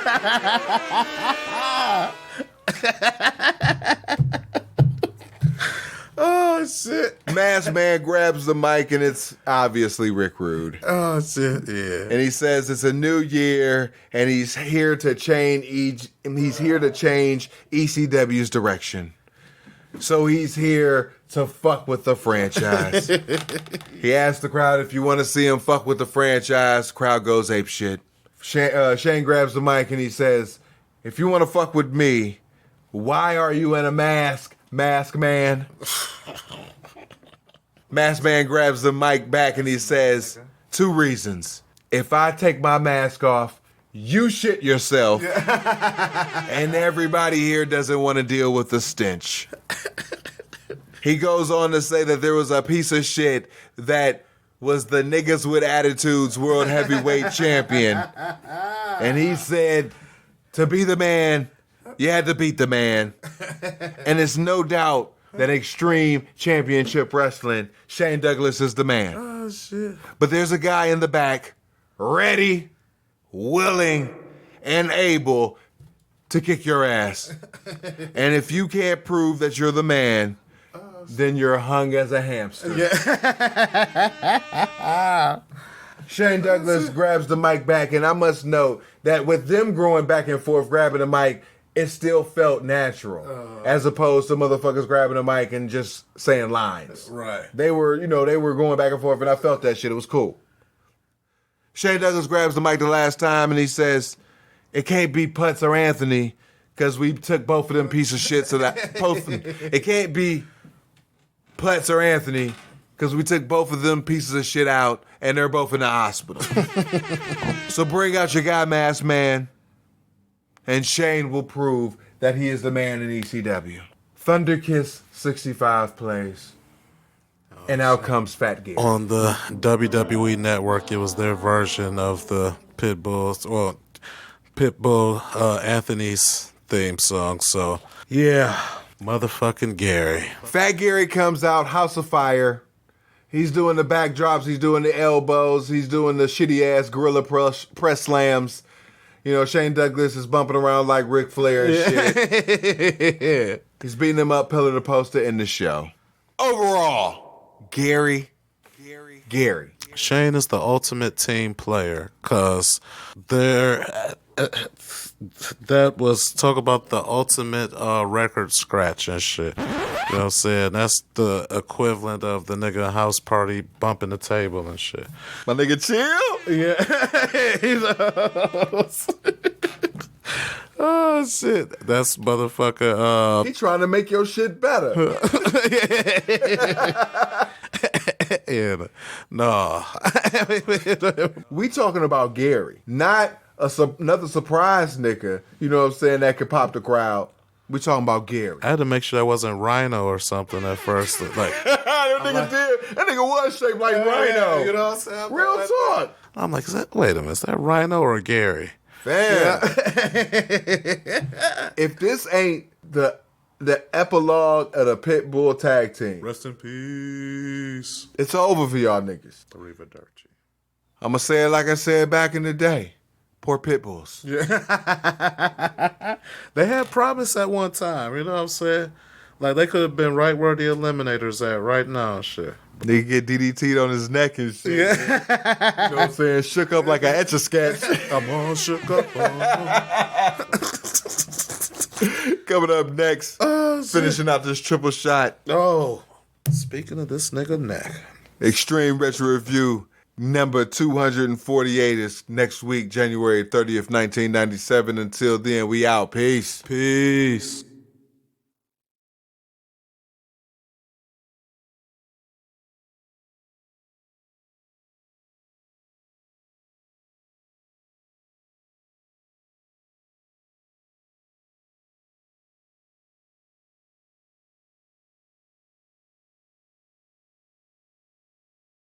Cannabis Connection in the house 420 boys. for the Extreme Retro Review for ECW, January 30th, 1997. 47 minutes, 36 seconds for your viewing pleasure if you have the coveted, illustrious, and highly elusive tape trader edition of this show, Hot Stuff Hollywood, for Extreme Retro Review number 248. Please give us your thoughts and views as well as the time from the WWE Network. Just real quick, if you're still watching ECW on the tape trader or a download of the tape trader or something like that, please say something in the comments, because I would like to see who you people are. With that being said, I have the date from the WWE Network of January 28th, 1997. The time was 46 minutes and 59 seconds.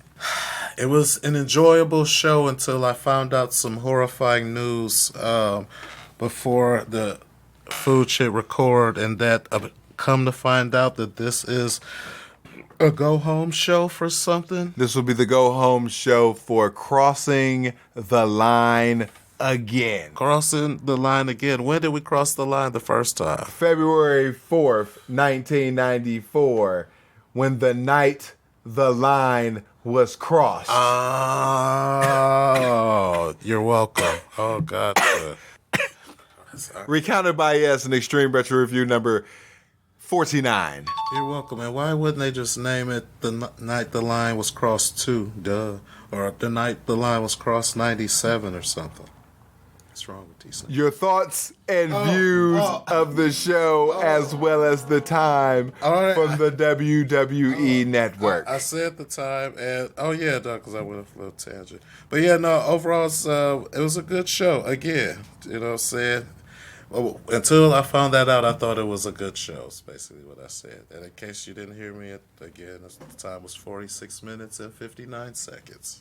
And here's the weed. It also started off differently because on the Tape Trader edition, we start with last week's dominance of the Triple Threat, the Masked Man bringing back Gary to ECW, and Shane Douglas getting beat up. Meanwhile, on the WWE Network... And for you goofs who think my only contribution to the show is just laugh at Fuji's jokes, I do have my own notes because I am the paragon of professionalism and the pandemic Poonie Poon pulverizer. That's why I am now Sextuple P, and it's perfect that 6 P's, it means 6, starts with sex and shit. There we go. You know what I'm saying? For the Poonie Poo pulverizer part, sex. Sextuple P. All right. So, so the WWE Network started off with In Progress, Mikey Whip Rep. My first note was some goof. It turned out to be some jackass named Chris Chetty. Mikey ended up winning. I didn't write down how he won. Paragon of professionalism. No, because I thought I could remember and shit, but he countered something and shit and ended up getting the win and shit. I do know that. Hey, at least we had it. At least we had the match and shit. Hey. Because I told you, I have a trope that when matches start in progress, I don't give a fuck. And they crack reporting, crying kite. But at least you know there's more to see on the WWE Network is the ultimate point.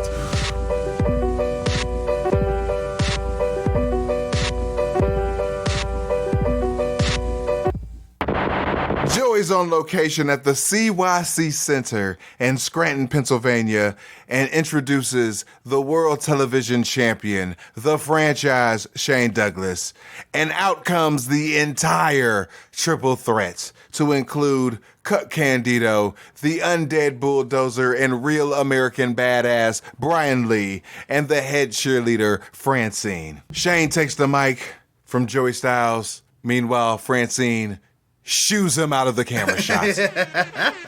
Shane Douglas then properly introduces the new Triple Threat and brings back Joey into the shot.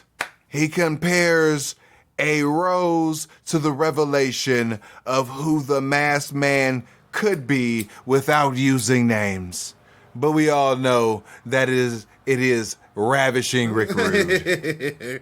Clearly. The franchise is a smart heel, but still a dumb heel. So having an educated guest is cool for the episodic television show. Right. For 14 years, he's been a student of the game.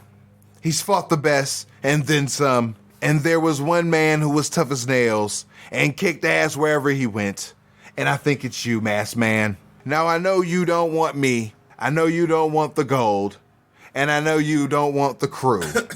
Because I've seen you go from town to town, laying the ladies out after you beat the boys in the ring. So I already know what you want. The masked man wants none other than the head cheerleader Francine. But you can't have her because she's mine. I'm already fighting tonight, so I can't protect Francine properly. Cut Candido and the Undead Bulldozer are going to show with the tag champs what the new triple threat is all about, so they can't protect Francine. So he's hired some muscle. And returning to Extreme Championship Wrestling is Awesome Mike Awesome. Last seen in 1994 in Extreme Retro Review number 57. You're welcome, and I don't remember that. Shout out to 1994 Hot Stuff. You get better. Yes, you do, my brother. He comes out to Welcome to the Jungle by Guns N' Roses. He's bigger, stronger, faster than you, and he's also in a rude mood. It then goes into a Perfect Strangers vignette of the franchise's 1996. It goes to Cut Candido's return and the bulldozer's devastation of Putz, Anthony, and most recently, the living legend Terry Funk. HW, your thoughts of the entire segment? Oh, man. But fucking glorious. I don't get the point of the mask. You know what I'm saying? Like, I know he said, and so, you know what I'm saying, Shane don't shit himself and blah, blah, blah, but bringing in Rick Rude with a mask is kind of stupid to me and shit, but outside of that, it's been a great angle so far. All right, so let me go ahead and put some fun foods factoids on your cranium. I was trying to find something with F. Rick Rude came into WCW on a mask in Halloween Havoc 1991. So he came in as under a mask as the WCW Phantom. Shortly thereafter, kicked off the Dangerous Alliance stable and angle with Paul Heyman. Moving on. We have Terry Funk with a promo reflecting on his last match. He puts over the heart of Tommy Dreamer and mentions that he just wants to please the fans. No homo. Tommy Dreamer is full of dreams, and that reminds him of a man from a long, long time ago. His father, Dory Funk Sr. In 1973, in the age of his 50s. Bullshit. It was at least 4,000 years old. Easy. Dory Funk Sr. had a dream to be the world's champion, but it never happened because he had a heart attack in the ring and he died tragically wrestling. The Lord had a reason to take him, and it'll be the saddest day of his life for the rest of Terry Funk's life. So what about now? He has a dream of being the world champion. He knows that if he gets in the ring with the champ, he can beat him. Psh, nigga, please. So for the hardcore fans, for the old farts who have one foot in the grave, and for his dead daddy, he has a dream of being the world champion. Fuck you and your dreams. He's not guaranteeing victory, but if he gets a chance and does win, he's not going to celebrate in the ring alone. He's going to invite every fan into the ring and celebrate with him. He's going to want everyone to raise their hands in the air and yell that we did it our way. Our way. Not like WWF, WCW, AAA, New Japan Pro Wrestling, All Japan Pro Wrestling, FMW, UFC. What is our way? The ECW way. The only way, most dangerous physical style, because we love it that way. HW, thoughts of the promo? I thought it was a complete crock of shit. And I thought it was a waste of television time. And I applaud Terry Funk for trying to manipulate America and build sympathy and shit, trying to build sympathy, bringing up his dead daddy and shit, having a heart attack on the way to the ring and shit. Or, yeah, Hospital. On the way to the hospital and shit. Made me think of a friend of mine that I lost from a heart attack and shit. So He almost had me and shit, you know what I'm saying? For all I know, Terry Funk was behind it and shit, you know what I'm saying? I don't have, it's all, see, how deep does this go and shit? From ECW Home Video, we have the Terry Funk Classics Edition to include the night the line was crossed when Terry Funk, Sabu, and Shane Douglas had the epic 1 hour Broadway 3-way dance, recounted by us in Extreme Retro Review number 49. You're welcome. At Return of the Funker, Oh, God. we had Terry Funk coming out of a box, also known as the Funk in a Box incident, recounted by us, Extreme Retro Review number 111. You're welcome. We have the first one-on-one matchup between Terry Funk and Cactus Jack at Hostile City Showdown 1995, recounted by us in Extreme Retro Review number 120. Right now, you are the Toby to my Michael Scott. You're welcome. We have the Dream Partner Tag Team match at the third November to Remember 1995, recounted by us, Extreme Retro Review number 159. Why do you have to be this way? With Putz and Funk versus Raven and Cactus Jack.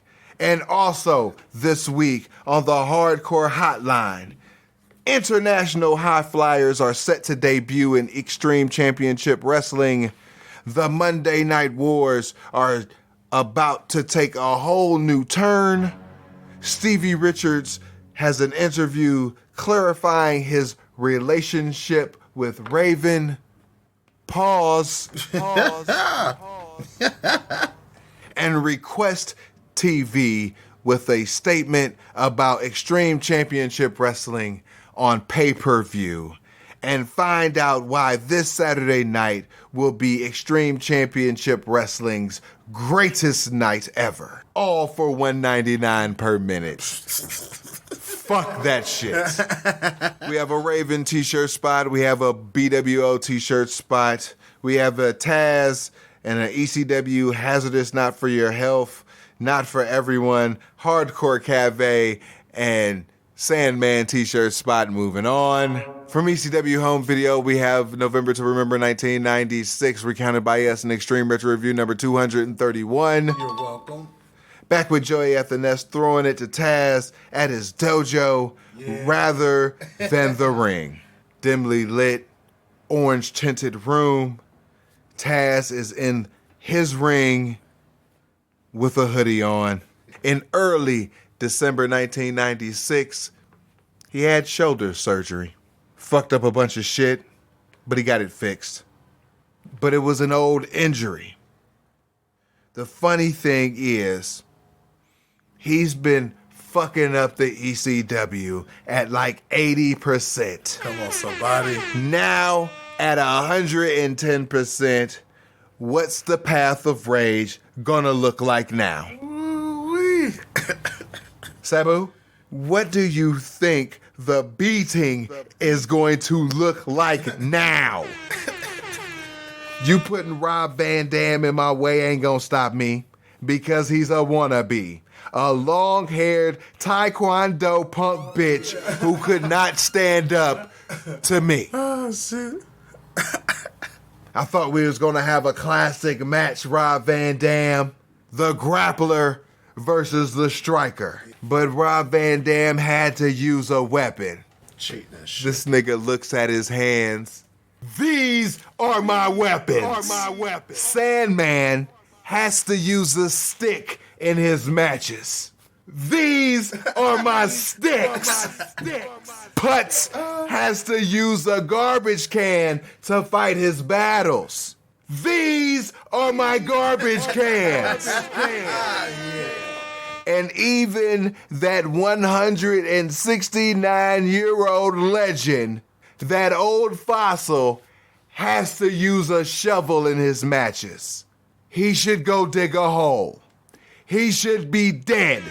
The rigor mortis is setting in as an old, washed-up punk freak is Terry Funk.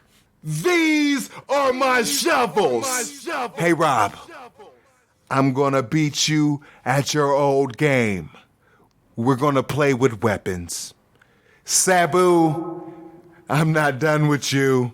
It's only that far away. I swear on everything. Sabu.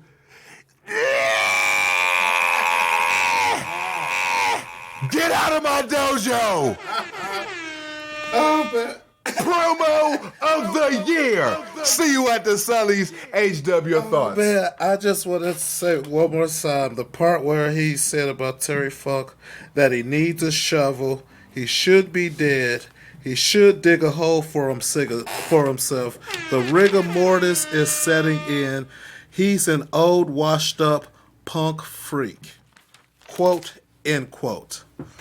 See you at the goddamn Sully's. From ECW Home Video, we have a spot for November to Remember 1996, recounted by us in Extreme Retro Review number 231. You're welcome. We have Raven with a promo. Stevie has his own cult now. You have your own movement. He took a man's wife. Gross. Or ex-wife, thank God. Took his son and took his sanity. What would you do just for kicks, Stevie Richards?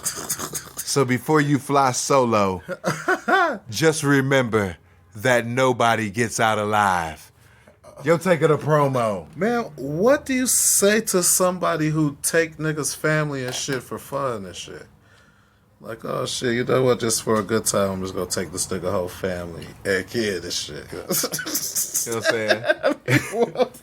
Oh shit. Brainwash the little nigga and shit. I don't know how Put the bitch on heroin and shit. you know what I'm saying? I don't know how this Blue World Order shit gonna play out and shit. Bless you. Especially with Stevie and shit, but I can't wait to see it and shit. Especially since Stevie is finally rising up and shit, and I guess he's done being this nigga's flunky and shit. Back with Joey at the desk, recapping Stevie Richards and putting him over. He also shows the finish of Stevie versus Lil Guido.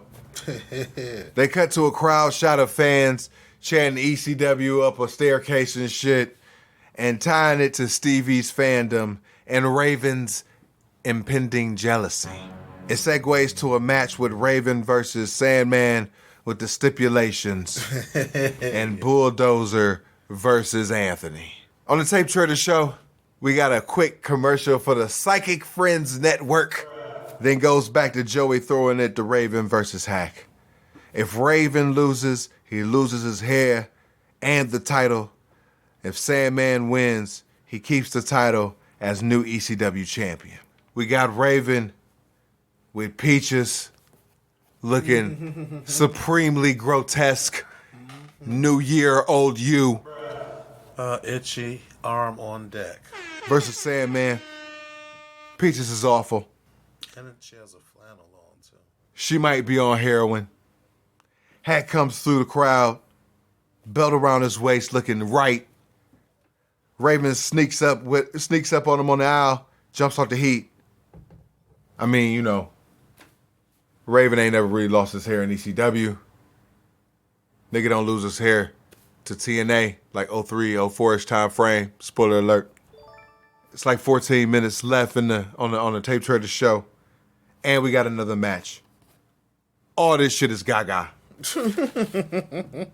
Brutal Gaga. But Gaga nonetheless. Sandman come back with the DDT on the chair. Peaches saves but gets stripped to reveal a BWO t-shirt underneath her flannel shirt. Yeah, what does that mean? Thank God for the BWO. Because if I'd have saw her hideousness underneath that shirt with the flannel reveal, I would have yacked up some shit. Where's the elixir to the Medusa syndrome at again? I drank it all. Yeah. Back in Greece. Yeah. Island of Crete. Yeah. Gotta fight the Minotaur and the Hecatoncheires. Oh, shit.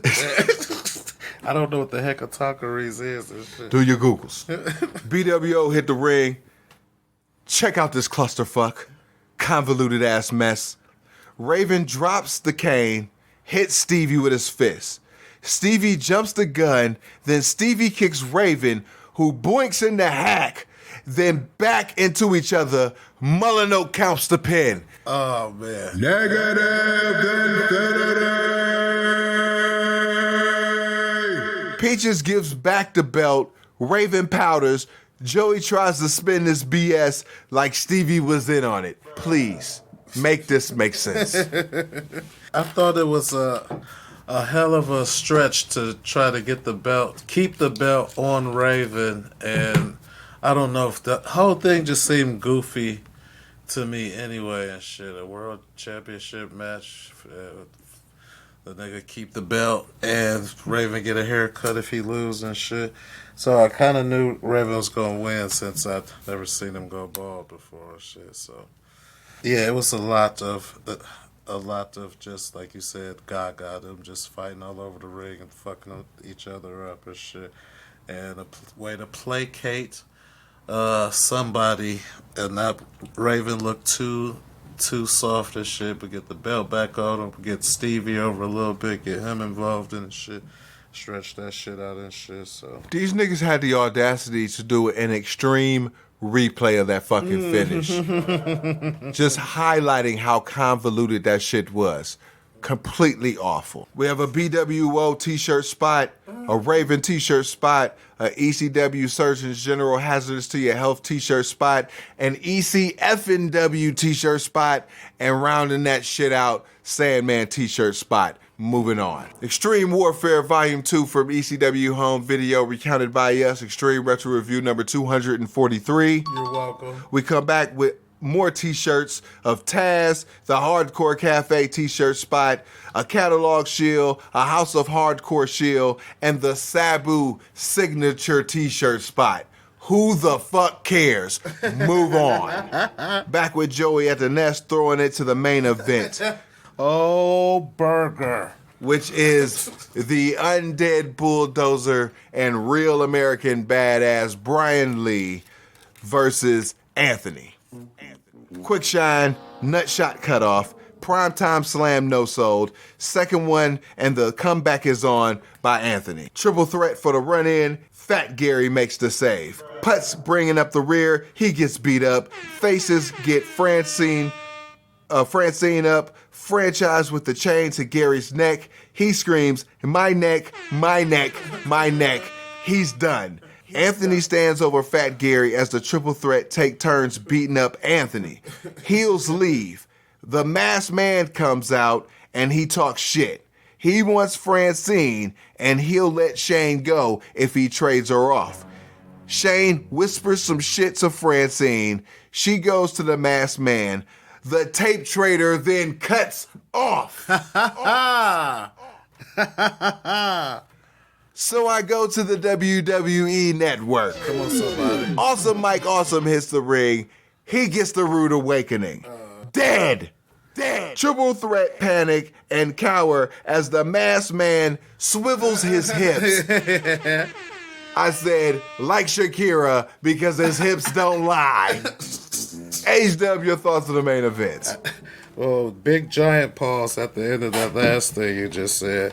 So this is when I realized that this was Mike Awesome. Plus, he had Mike Awesome on his tights and shit. So it's like, okay. Just look at this nigga ass and shit? Well, it was right there. What you know what I'm saying? What the No homo, man. yeah, you know what I'm saying? Pause and shit. I knew whoever the bodyguard was going to be for Shane was going to be the nigga to get his ass whooped and shit off top. Anyway, thankfully it's by Rick Rude and not by Anthony. And by the way, this nigga was talking about he hurt his neck again and shit.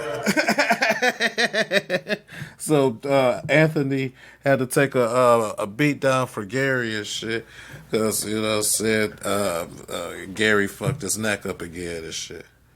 He got out the halo too soon. This nigga is a complete liability anywhere in the ECW arena. If this nigga's wrestling, he's a liability. If this nigga is a manager, he's a liability. If this nigga's a fan, he's a liability. If this nigga sells popcorn, he's a liability. There's no way he should be anywhere on Swanson and Rittner at this point. This nigga should be selling cars. They need a personality to sell cars and shit. Overall, the matches were meh. The promos were awesome. I call this shit Promo Mania 1997. And as we proceed to give you what you need in a few days, get in the positron. We might have to detail that shit because it's probably as fucked up as Rick and Morty's spaceship and shit. Strap yourself in. Lean back. Get you a blunt or a libation of your choice. Because the Extreme Retro Review crosses the line again. Extreme Retro Review number 249. February 1st, 1997. But until then, always know life is a work. So make sure you get paid for it. We out. Peace. Peace.